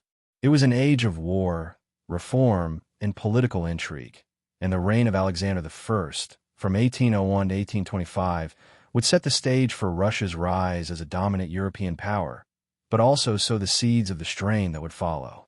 Alexander I, the son of Paul I and grandson of Catherine the Great, became Tsar of Russia at the age of 23 after the assassination of his father in 1801. The beginning of his reign was marked by optimism and hope. Alexander was seen as an enlightened ruler, influenced by the Enlightenment ideals of Europe. He sought to modernize Russia, promote reform, and establish a more liberal monarchy, unlike his father, who was known for his autocratic rule. One of Alexander's first major challenges was dealing with the political instability caused by his father's death. He initially sought to soften the rigid, autocratic policies of his predecessor. However, these reformist efforts were often inconsistent and lacked clear direction. He introduced some reforms in areas such as education, military organization, and public life, but these were often overshadowed by the growing instability of Europe. The greatest external challenge to Alexander's rule came in the form of Napoleon Bonaparte and his French Empire. Napoleon's conquest of Europe and his expansionist ambitions posed a significant threat to Russia. Initially, Alexander tried to work with Napoleon, signing the Treaty of Tilsit in 1807, which made Russia an ally of France. However, relations between the two nations soon soured. The French invasion of Russia in 1812 would become one of the most significant events of the 19th century. In 1812, Napoleon launched his ill-fated invasion of Russia, marking a turning point in both Russian and European history. The Russian army, under the leadership of Alexander, employed a strategy of scorched earth, retreating and burning everything in the invader's path, which eventually forced Napoleon's army to retreat. The Battle of Borodino was one of the largest and bloodiest of the campaign, and the subsequent French retreat marked the beginning of Napoleon's downfall. The Russian victory in this campaign elevated Alexander's status across Europe and cemented Russia's role as a leading power. The aftermath of the war left Russia with a boosted sense of national pride and increased influence in European affairs, but it also began to show signs of strain. While Alexander was celebrated as a victorious leader, the war had cost Russia dearly, and the internal demands for reform continued to grow. The victory over Napoleon in 1812 brought immense pride and national unity to Russia. Tsar Alexander I was hailed as a liberator across Europe, and Russia's status as a major European power was solidified. However, this victory came at a heavy cost. The war left Russia devastated, both physically and economically. Millions of soldiers and civilians had perished, and vast regions had been destroyed. The war had also exposed the inefficiency of the Russian government and the serfdom that kept much of the population in poverty. While Alexander was lauded as a hero, the seeds of discontent were beginning to sprout beneath the surface. Despite his earlier reformist inclinations, Alexander became increasingly conservative and autocratic in his later years. His liberal ambitions were stifled by the complex realities of ruling an empire as vast and diverse as Russia. After the war, the Tsar made several attempts at reform, including a new educational system, the establishment of a secret police, and more constitutional measures. But these changes were largely superficial and failed to address the deeper problems facing Russian society, including the oppression of serfs and the lack of political representation. The growing sense of disillusionment among the Russian nobility and educated classes led to the formation of secret societies, who sought to bring about more radical change. The most notable of these was the Decembrist movement, named after the December 1825 uprising, which sought to abolish serfdom, introduce a constitution, and limit the power of the Tsar. The Decembrists were influenced by liberal and revolutionary ideals from Western Europe, particularly the French Revolution. When Alexander I died suddenly in 1825, his brother Nicholas I ascended the throne. Nicholas was more conservative and resistant to reform, believing in the absolute power of the Tsar. His accession to the throne was met with immediate opposition from the Decembrists, who staged an armed rebellion in St. Petersburg. The uprising, however, was swiftly crushed by Nicholas's forces. The leaders of the revolt were executed, and many others were exiled to Siberia. The Decembrist revolt, though unsuccessful, marked a significant moment in Russian history. It highlighted the growing dissatisfaction with the Tsarist regime and the desire for political reform.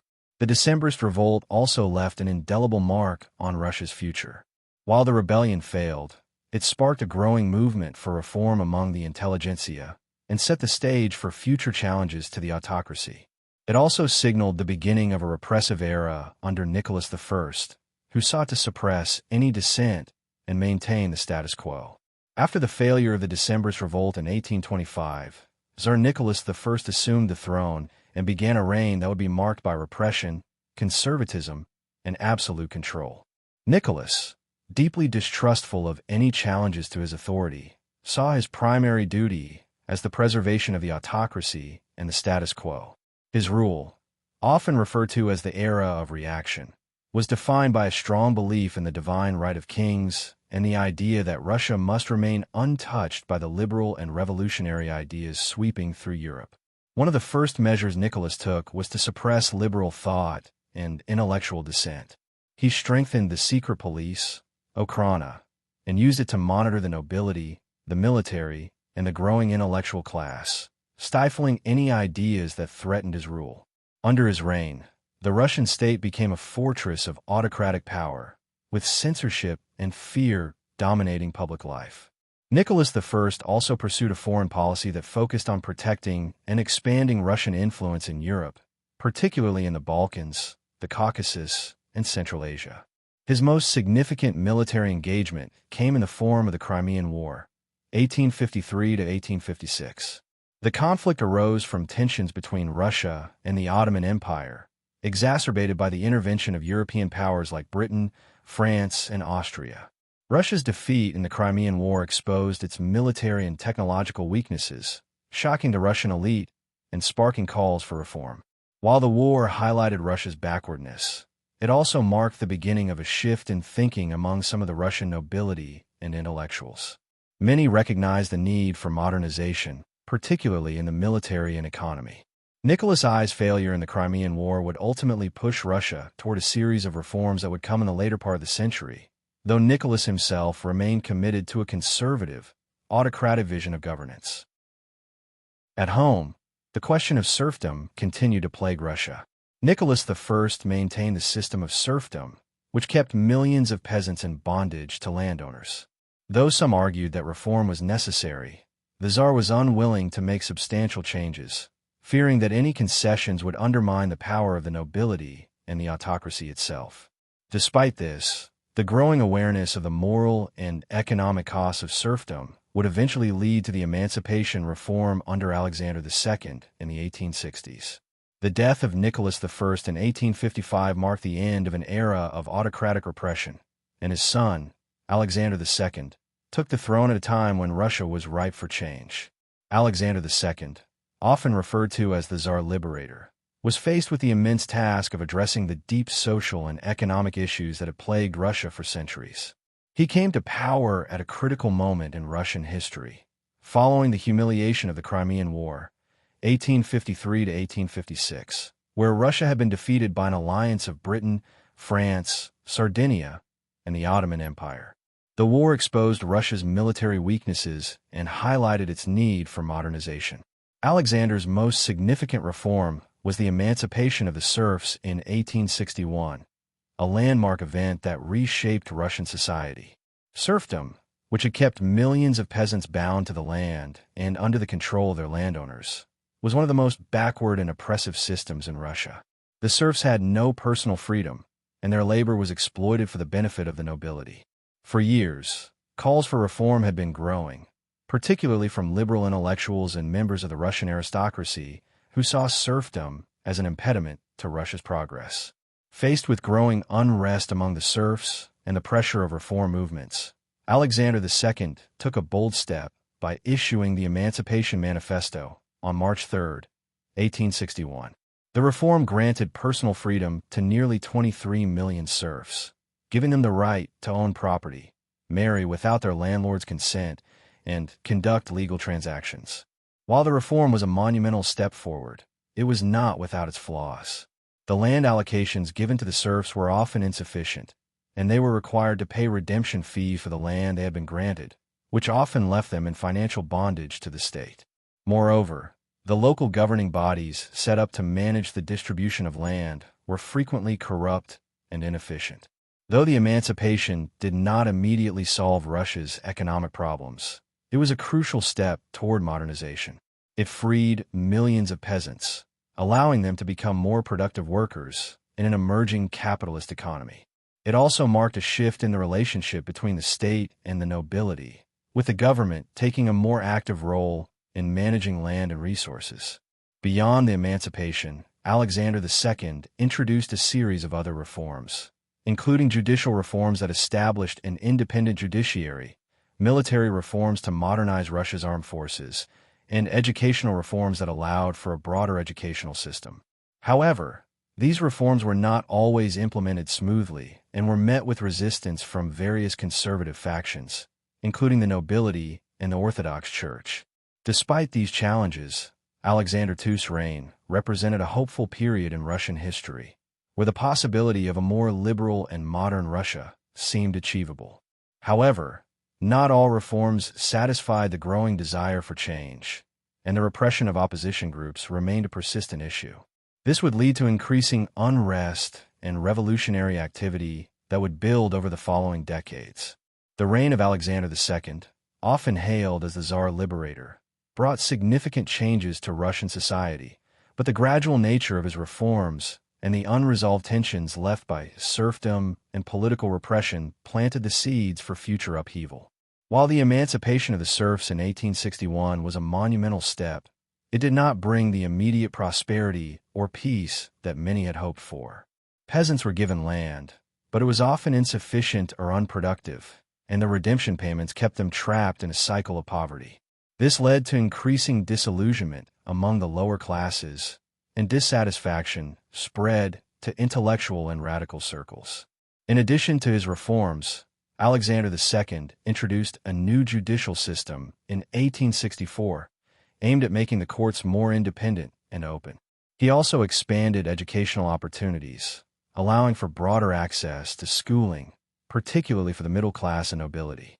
His military reforms, which included modernization of the army, were designed to improve Russia's military readiness and bring it into line with European powers.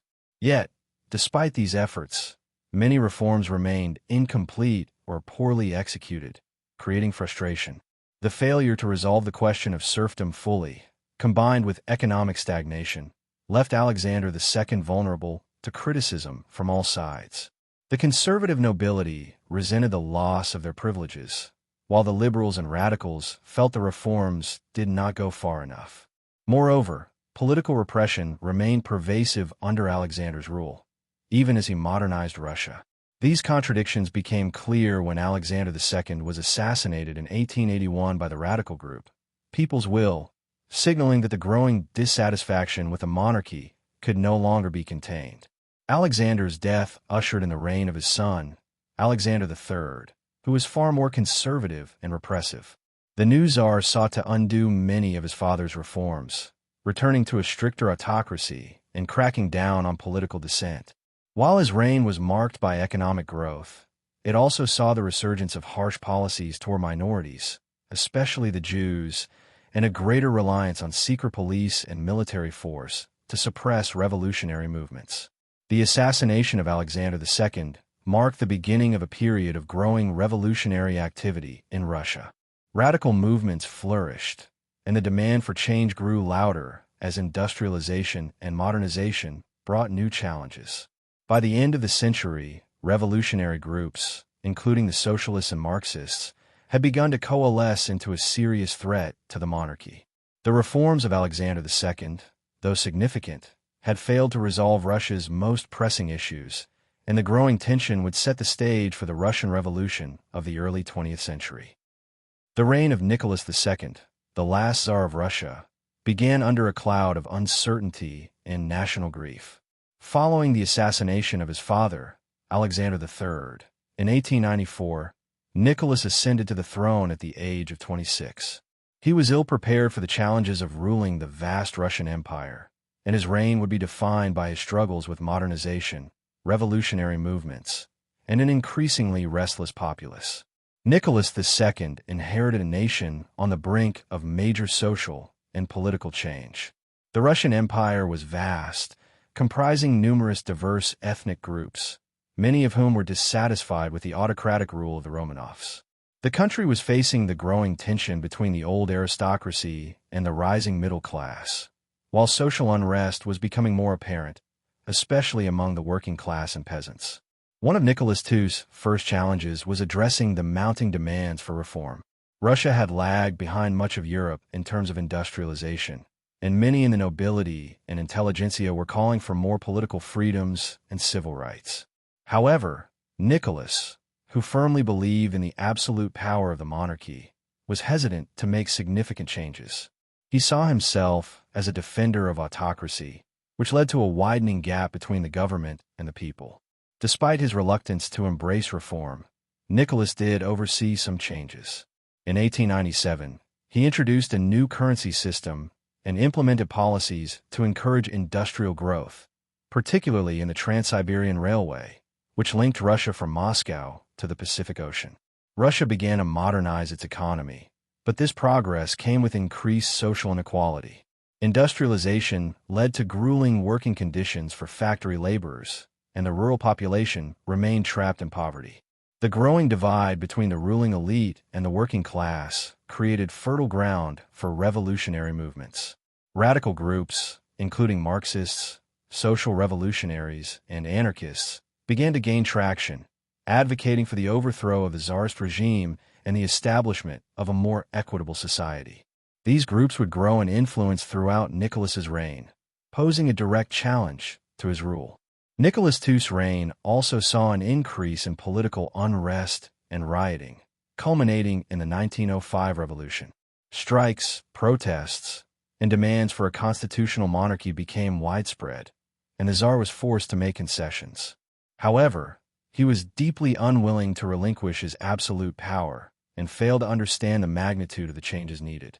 This inability to adapt to the rapidly changing political landscape would set the stage for the downfall of the Romanov dynasty.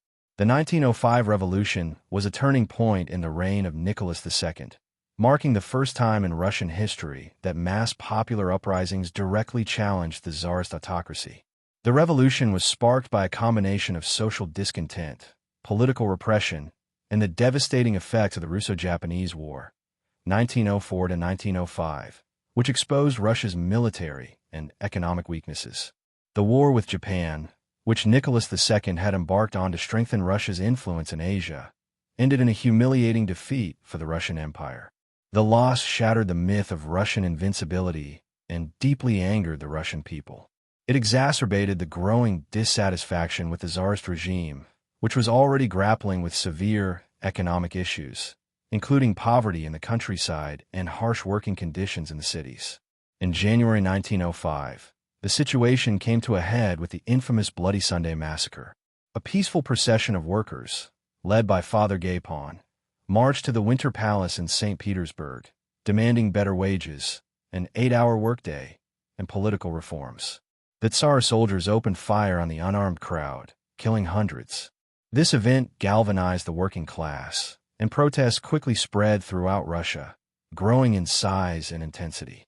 The revolution escalated with strikes, peasant uprisings, and demands for political reform. Workers' councils, Soviets, sprang up in major cities, and in the countryside, peasants seized land from landlords.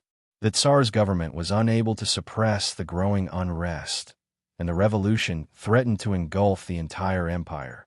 Faced with mounting pressure and the possibility of further violence, Nicholas II was forced to act.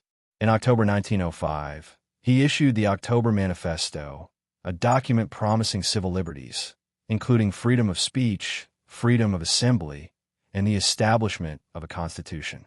The manifesto also promised the creation of the State Duma, a legislative body that would have the power to approve laws and make reforms. While the October Manifesto did temporarily quell the protests, it did little to satisfy the deeper demands of the revolutionaries. The State Duma, while a significant concession, was still limited in power, and Nicholas II quickly moved to undermine it. He used his autocratic power to dissolve the Duma and limit its authority whenever it posed a challenge to his rule. This half-hearted approach to reform angered both the liberals, who wanted genuine political change, and the conservatives, who saw the manifesto as a threat to their privileged position. Ultimately, the 1905 revolution highlighted the growing divide between the Tsar and the Russian people. While Nicholas II had made some concessions, the autocracy remained intact, and the fundamental issues of poverty, injustice, and political repression were left unresolved. The events of 1905 laid the groundwork for even greater unrest in the years to come. Following the 1905 revolution, Russia entered a period of relative stability, but this was only a temporary respite. The Tsar's inability to address the deeper social and political issues facing the empire, combined with his growing autocratic tendencies, would soon lead to further turmoil. One of the most controversial figures during this period was Grigory Rasputin, whose influence over the royal family would contribute significantly to the eventual downfall of the Romanovs. Rasputin, a mystic and self-proclaimed holy man from Siberia, gained the trust of Tsarina Alexandra, the wife of Nicholas II, after he was believed to have the ability to heal her son, Alexei, who suffered from hemophilia. Rasputin's apparent success in treating the young Tsarevich, who was often dangerously ill due to his condition, earned him a powerful position within the royal family. The Tsarina, deeply religious and protective of her son, became increasingly dependent on Rasputin for spiritual guidance and medical advice. As Rasputin's influence grew, he began to meddle in the political affairs of the Russian Empire. He became a trusted confidant of the Tsarina, and through her, he gained access to Nicholas II, who increasingly relied on Rasputin's advice. This, in turn, caused widespread discontent within the Russian court. The aristocracy and nobility, who viewed Rasputin as an uncouth outsider, were alarmed by his growing influence and his unorthodox behavior, including rumors of his debauchery. Rasputin's involvement in the Russian government deepened when he became a trusted advisor to the Tsarina, especially during World War I, when Nicholas II went to the front lines to command the Russian army. With the Tsar absent, Rasputin's influence over the Tsarina became even more pronounced. He was seen by many as having unofficial control over the Russian government, making decisions about ministers, appointments, and policies. His influence alienated key political figures, including those within the Russian military and aristocracy. Eventually, Rasputin's influence reached its peak when he became directly involved in the appointment of government ministers. His interference led to widespread corruption, and his presence further discredited the Romanovs in the eyes of the public. Eventually, a group of nobles, including Prince Felix Yusupov, conspired to murder Rasputin in 1916. Despite being poisoned, shot multiple times, and eventually drowned, Rasputin's death did little to restore the Romanovs' reputation. It merely highlighted the instability and dysfunction that plagued the imperial family. The period of Rasputin's influence represents a low point in the Romanovs' reign. His association with the monarchy created a scandal that contributed to the decline of public confidence in the Tsarist regime. By the time of Rasputin's death, Russia was embroiled in the devastating hardships of World War I, and the imperial family was more isolated than ever. The growing discontent with Nicholas II's leadership, compounded by the economic hardships of war and the ongoing political unrest, set the stage for the downfall of the Romanov dynasty. The reign of Nicholas II, already weakened by political and social unrest, was brought to a head by the outbreak of World War I in 1914. Initially, The Russian Empire's entry into the war was met with a wave of nationalistic fervor. Many hoped that the war would unite the country and restore faith in the monarchy. However, as the war dragged on and Russian casualties mounted, the mood in the country turned increasingly sour. The Russian military suffered heavy defeats, particularly on the Eastern Front, where they faced off against the German and Austro-Hungarian forces. The hardships of war, combined with a lack of resources, poor leadership, and supply shortages, led to widespread discontent. Despite being deeply involved in military command, Nicholas II refused to leave the Russian capital, St. Petersburg, and traveled to the front to personally oversee the Russian army's progress. His decision to take direct command of the military during the war proved to be disastrous. With the Tsar at the front, Tsarina Alexandra was left to manage the government. The public's view of the royal family became even more negative, especially after the continued influence of Rasputin on the Tsarina. The Russian economy faltered under the weight of the war, and strikes and shortages became more frequent, particularly in urban centers. By 1917, the combination of economic collapse, military failure, and the growing desire for political reform had left the Tsarist regime on the brink of collapse. Social unrest had reached its peak, and revolutionary movements were gaining momentum. On March 8, 1917, the February Revolution erupted in Petrograd, formerly St. Petersburg, driven by strikes and protests over food shortages, inflation, and the failure of the war effort.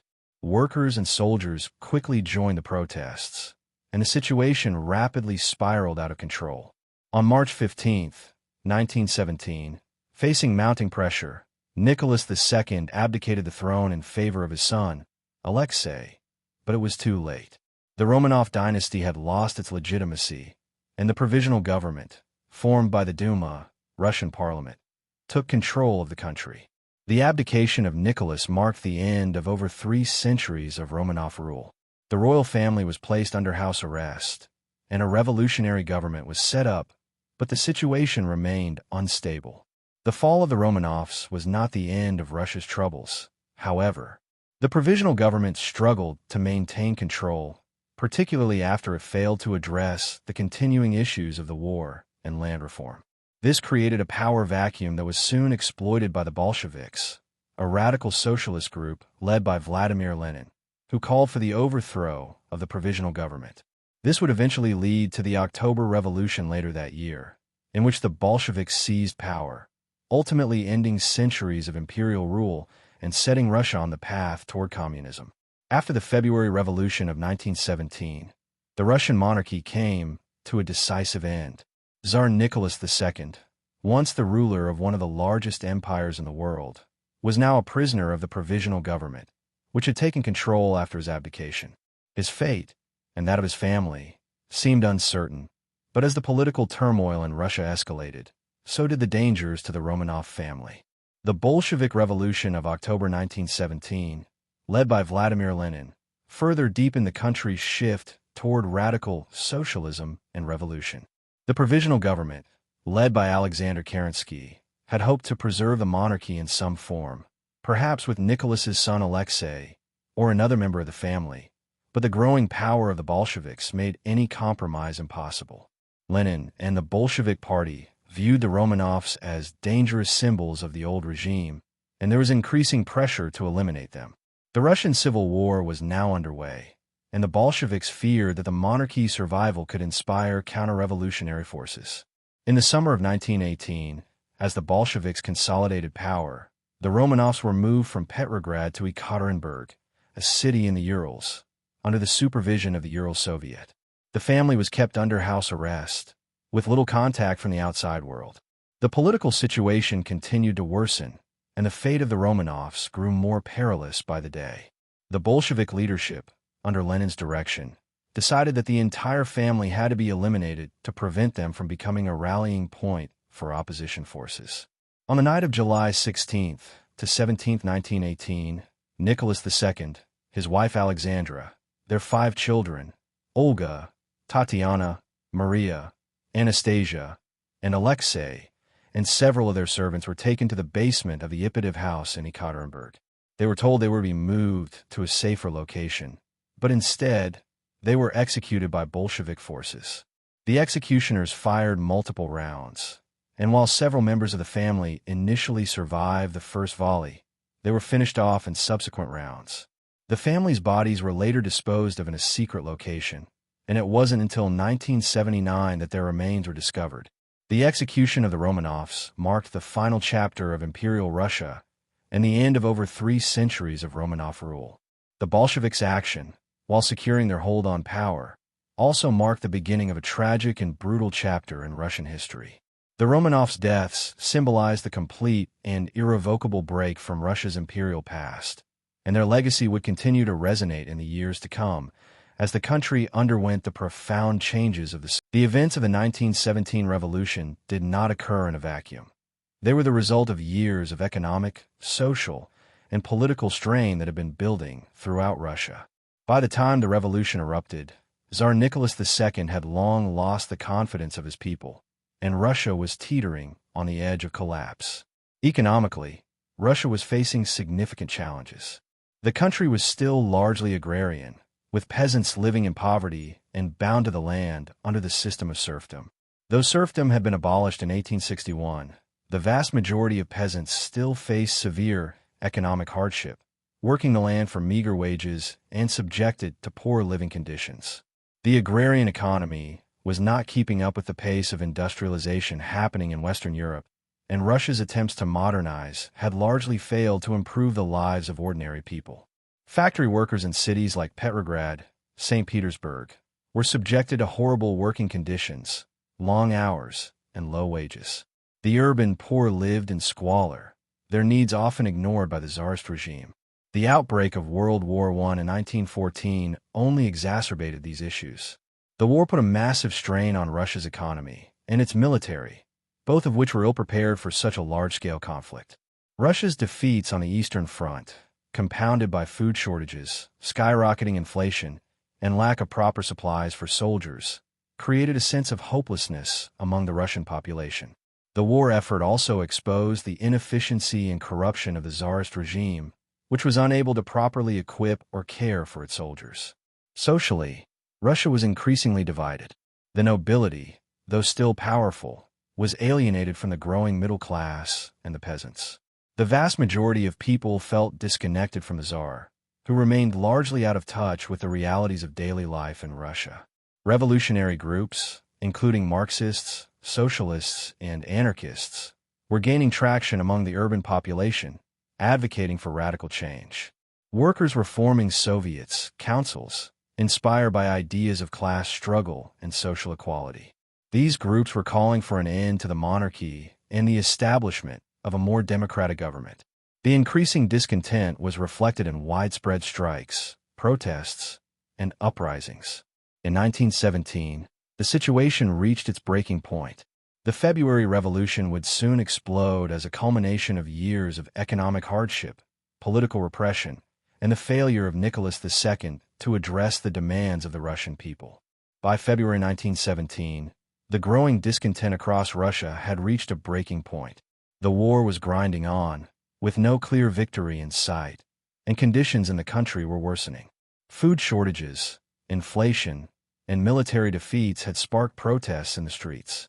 The combination of severe economic hardship and political oppression left the Russian people with little faith in the monarchy. The situation was volatile, and the Tsarist regime, under Nicholas II, was on the verge of collapse. The February Revolution began in Petrograd, now St. Petersburg, on March 8, 1917, when women workers took to the streets in protest over the lack of bread and other essentials. The protests quickly grew, with thousands of workers, soldiers, and students joining in. The demands started as basic calls for food, but soon turned into demands for political reform and the abdication of the Tsar. The situation escalated as the crowds grew larger, and by March 12th, mutinies broke out in the Russian military. Soldiers who had been sent to put down the protests began siding with the demonstrators, further weakening the Tsar's authority. As the protests and strikes intensified, the provisional government was formed by the Duma, the Russian parliament, which had been convened by political figures who had grown frustrated with Nicholas's autocratic rule. On March 15, Nicholas II, realizing the gravity of the situation, was forced to abdicate the throne, marking the end of over 3 centuries of Romanov rule. His abdication was symbolic of the collapse of the monarchy and the failure of his reign. At first, the Russian people were optimistic about the creation of the provisional government, which promised reforms and democratic changes. However, the new government was weak and lacked the full support of the military and the working class. The Bolsheviks, led by Vladimir Lenin, had yet to rise to prominence, but the February Revolution had created a power vacuum that would soon be filled by more radical forces. The provisional government's inability to end the war or address the demands of the workers and peasants would quickly lead to disillusionment. The fall of the Romanovs marked the end of Russia's imperial system, but it was only the beginning of a far more chaotic and violent chapter in Russian history. The people, though free from the Tsar's rule, would soon face even greater struggles, as the political and social turmoil escalated into a revolutionary conflict that would change the course of history. After the abdication of Nicholas II in March 1917, Russia entered a phase of uncertainty and power struggle. The provisional government, formed by members of the Duma, took control with the promise of democratic reforms, a new constitution, and the eventual end of Russia's involvement in World War I. However, the government faced numerous challenges from the very beginning, primarily its inability to address the growing demands for land reform, peace, and a more representative government. The provisional government, led by figures such as Alexander Kerensky, faced immediate opposition from radical factions, particularly the Bolsheviks and other socialist groups. While the provisional government initially garnered support from the middle class and intellectuals, it quickly lost favor with the working class and soldiers, who were frustrated with the ongoing war and economic instability. The decision to continue fighting in World War I proved disastrous, leading to more casualties, greater disillusionment, and intensified social unrest. The soldiers, who had been promised reforms, became increasingly angry as the government failed to deliver the peace they had hoped for. Meanwhile, the Bolshevik Party, led by Vladimir Lenin, began gaining support, particularly among the urban workers and soldiers. Lenin, who had been exiled in Switzerland, returned to Russia in April 1917 with the help of the German government, which saw the Bolsheviks as a force capable of destabilizing Russia's war effort. Lenin's April theses called for an immediate end to the war, the transfer of land to the peasants, and the establishment of Soviets, workers' councils, to take control of political power. His slogans, such as peace, land, and bread, resonated deeply with the suffering masses, especially the disillusioned soldiers and the working class who had grown weary of the provisional government's inability to bring about meaningful change. As the months passed, the provisional government's authority weakened, while the Bolshevik Party gained strength, particularly in the key industrial centers of Petrograd and Moscow. Kerensky's government continued to lose credibility as it struggled to maintain control, facing strikes, protests, and mutinies. The Soviets, which had been established in various cities, became more radicalized, and their increasing support for the Bolsheviks signaled that the power of the government was. By October 1917, the political situation had reached a breaking point. The Bolsheviks, having gained significant popular support, were ready to act. They were determined to seize power and end the provisional government once and for all. By October 1917, the political situation in Russia was on the verge of collapse. The provisional government had failed to resolve the most pressing issues: land reform, peace, and economic stability, while the Bolsheviks, led by Vladimir Lenin, had gained increasing support among the working class, soldiers, and peasants. Their call for peace, land, and bread resonated deeply with the masses who were weary of war and eager for change. The Bolsheviks had already made significant inroads, particularly in Petrograd, now St. Petersburg, and Moscow, where they had gained control of the Soviets, workers' councils. The Mensheviks and socialist revolutionaries, who had initially been part of the broader socialist movement, were divided and lacked a cohesive vision, while the Bolsheviks were united in their determination to seize power. On October 25, 1917, Julian calendar, November 7th in the Gregorian calendar, the Bolshevik Revolution began in earnest. Under the leadership of Lenin and Leon Trotsky, the Red Guard, a militia composed mainly of workers and soldiers, marched on key government buildings and military installations in Petrograd. The Winter Palace, the seat of the provisional government, was stormed by the Bolsheviks with minimal resistance. In the face of the Red Guards, the provisional government, led by Kerensky, fell apart, and the ministers were arrested.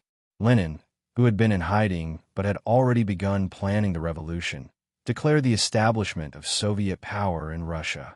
The Bolsheviks had successfully overthrown the provisional government, and Lenin immediately issued decrees that reflected their revolutionary agenda. One of the first acts of a new Bolshevik government was to withdraw Russia from World War I by signing an armistice with Germany and its allies.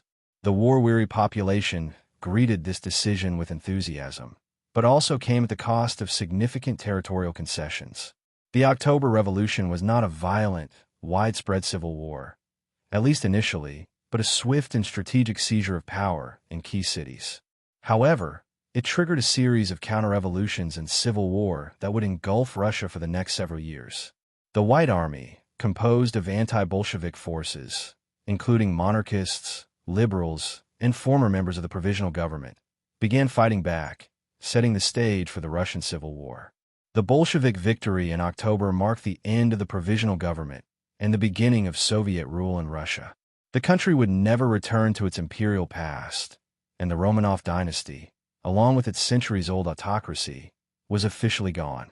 After the October Revolution of 1917, the Bolsheviks were firmly in control of the Russian government, but their victory was far from assured.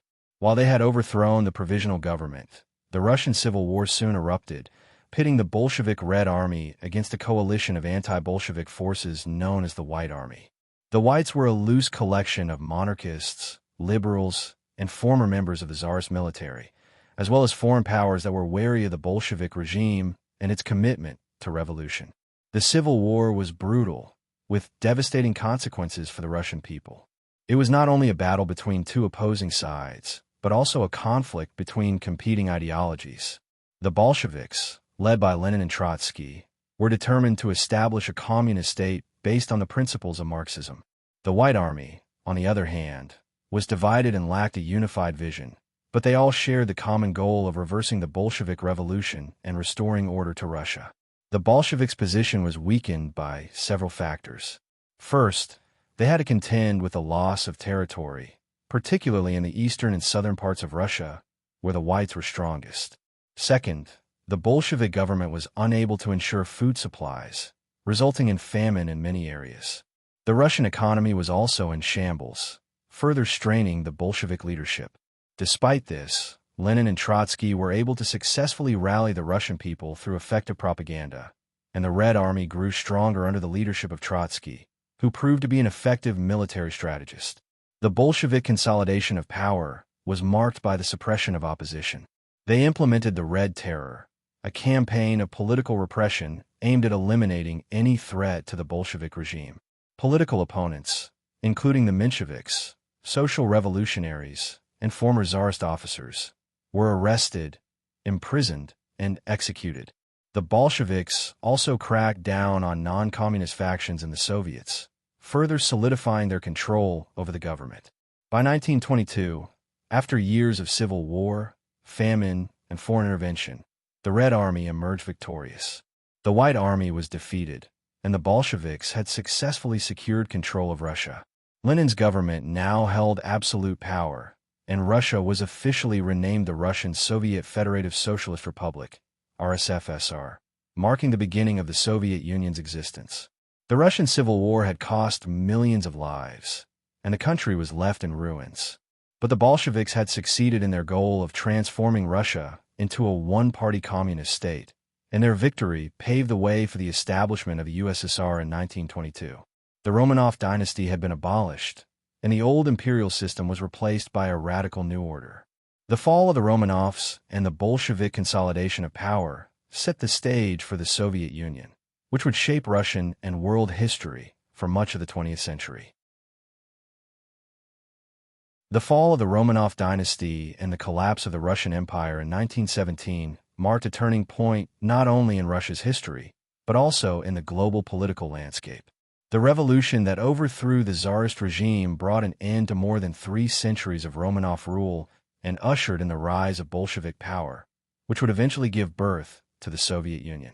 However, the echoes of the empire would continue to be felt for decades, both in Russia and beyond, as the legacy of the Romanovs was defined by revolutionary upheaval, political repression, and the profound transformation of Russian society. The Russian Empire, at its zenith under the Romanovs, was the largest empire in history, stretching from Europe to the Pacific Ocean and encompassing a diverse array of peoples, cultures, and religions. It was an empire built on a mix of autocracy, imperial expansion, and conservatism, but by the early 20th century, the foundations of this empire were crumbling. Industrialization, which had slowly started to take hold in Russia, could not keep up with the rapid economic changes happening in Western Europe. The feudal system, which had tied the majority of Russians to the land as serfs, still cast a long shadow over Russian society, even after its abolition in 1861. Despite the reigns of reformist rulers like Alexander II, the social inequality, poverty, and lack of political freedom continued to plague the Russian populace. The events of 1917 and the subsequent Bolshevik Revolution represented the ultimate rejection of the Romanov system.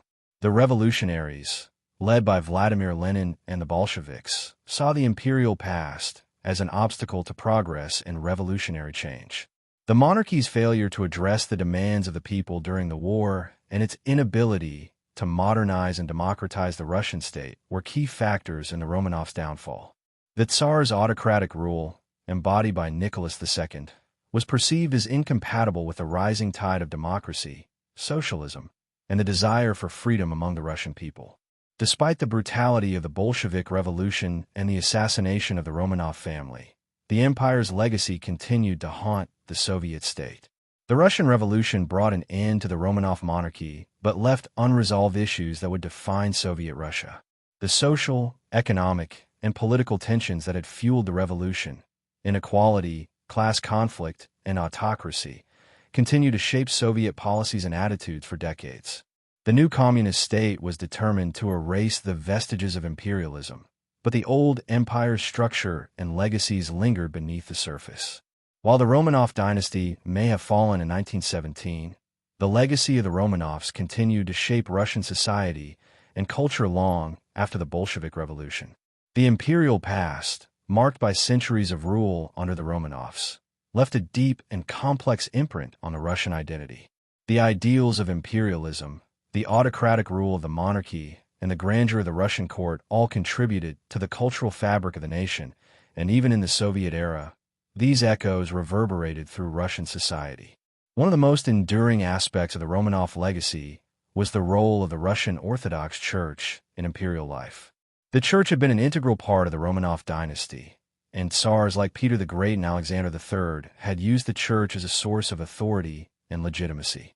Despite the Bolshevik efforts to secularize Russia and suppress religious institutions, the Orthodox faith remained an essential part of Russian culture.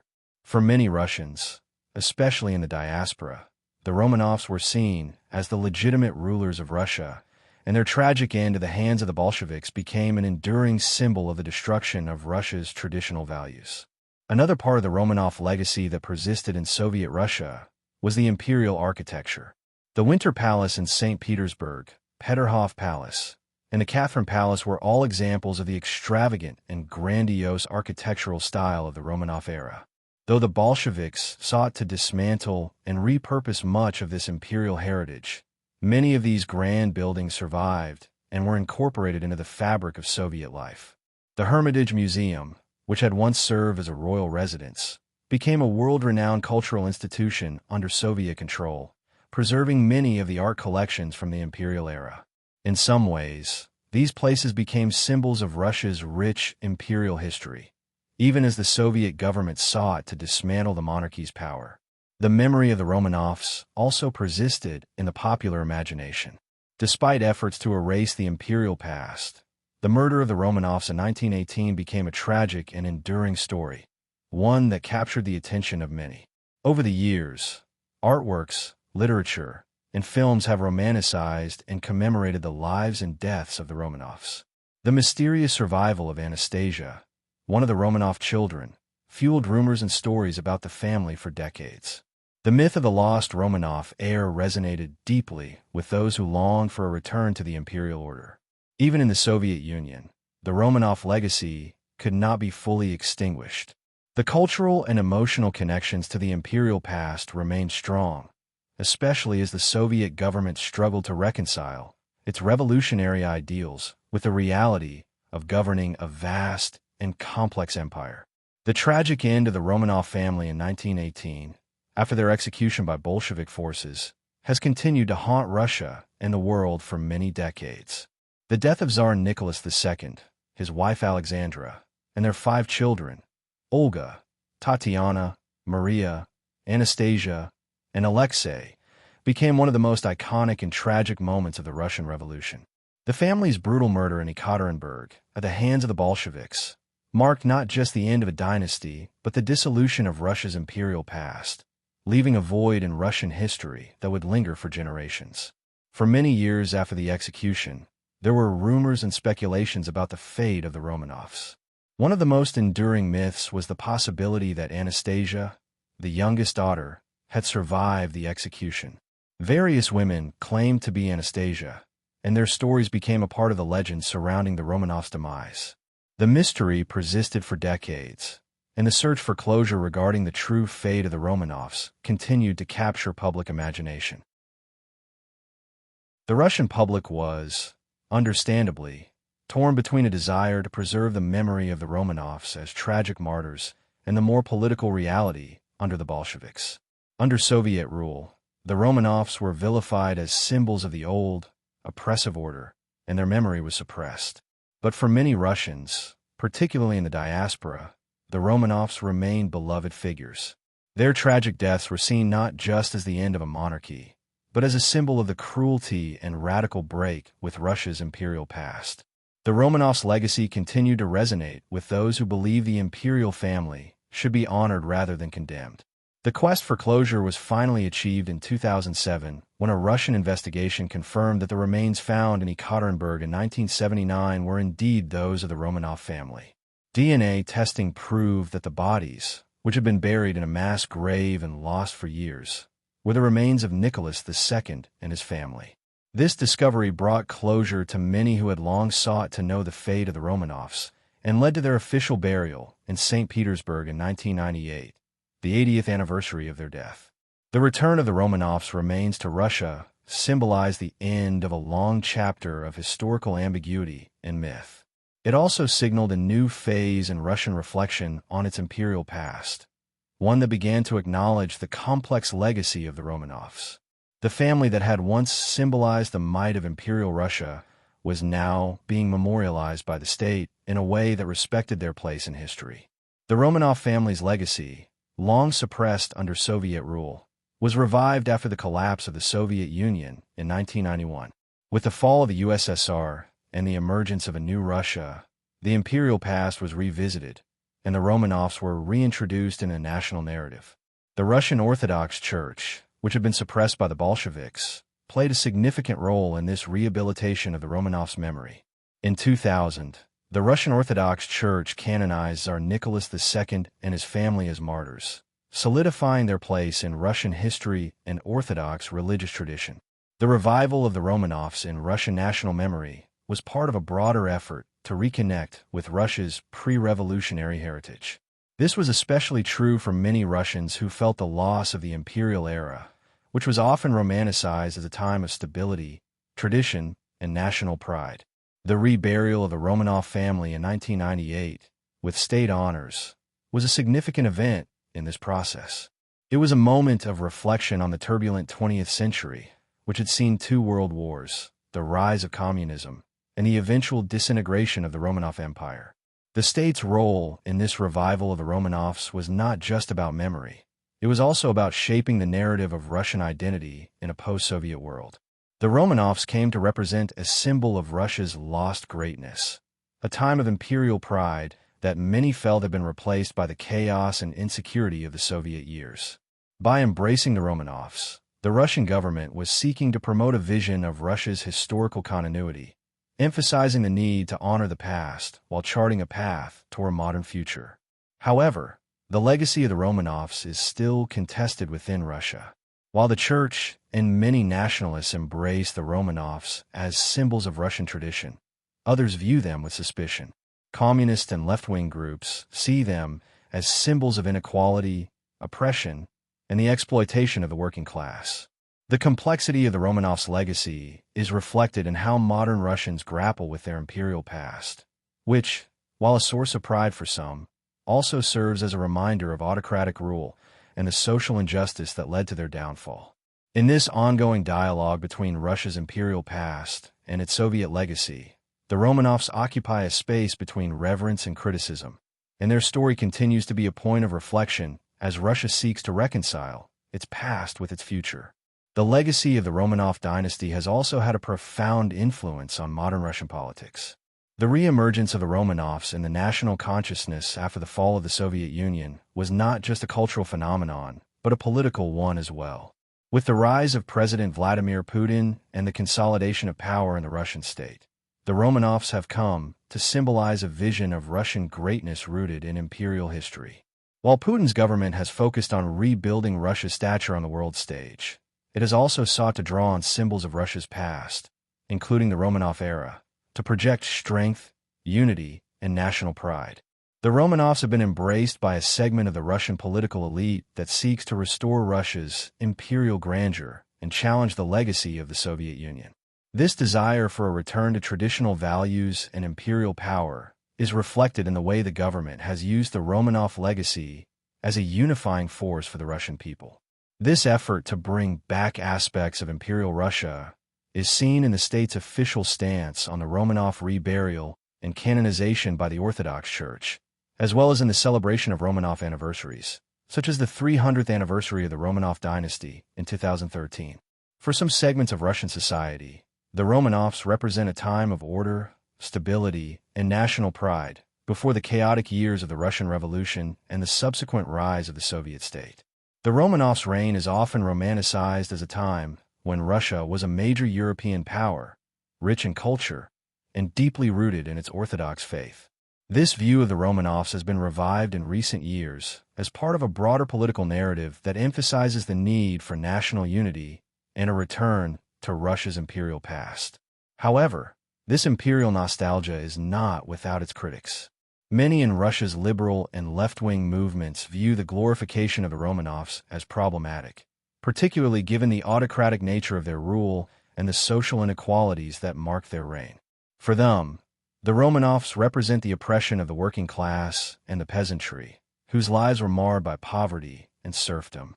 This tension between imperial nostalgia and the legacy of revolution remains a key aspect of contemporary Russian political discourse. The Romanov legacy is thus a complex and contested force in modern Russian politics, intertwining with issues of national identity, statecraft, and Russia's relationship with its imperial past. As Russia continues to navigate its place in the world, the echoes of the Romanovs continue to shape its political vision, offering both a reminder of past glories and a reflection of the struggles that led to their eventual downfall. Thanks for watching. If you enjoyed exploring history with us, don't forget to subscribe and turn on notifications for more captivating stories. At Past a Pillow, we bring history to life, making it the perfect companion for a restful sleep. Drop your thoughts or suggestions below.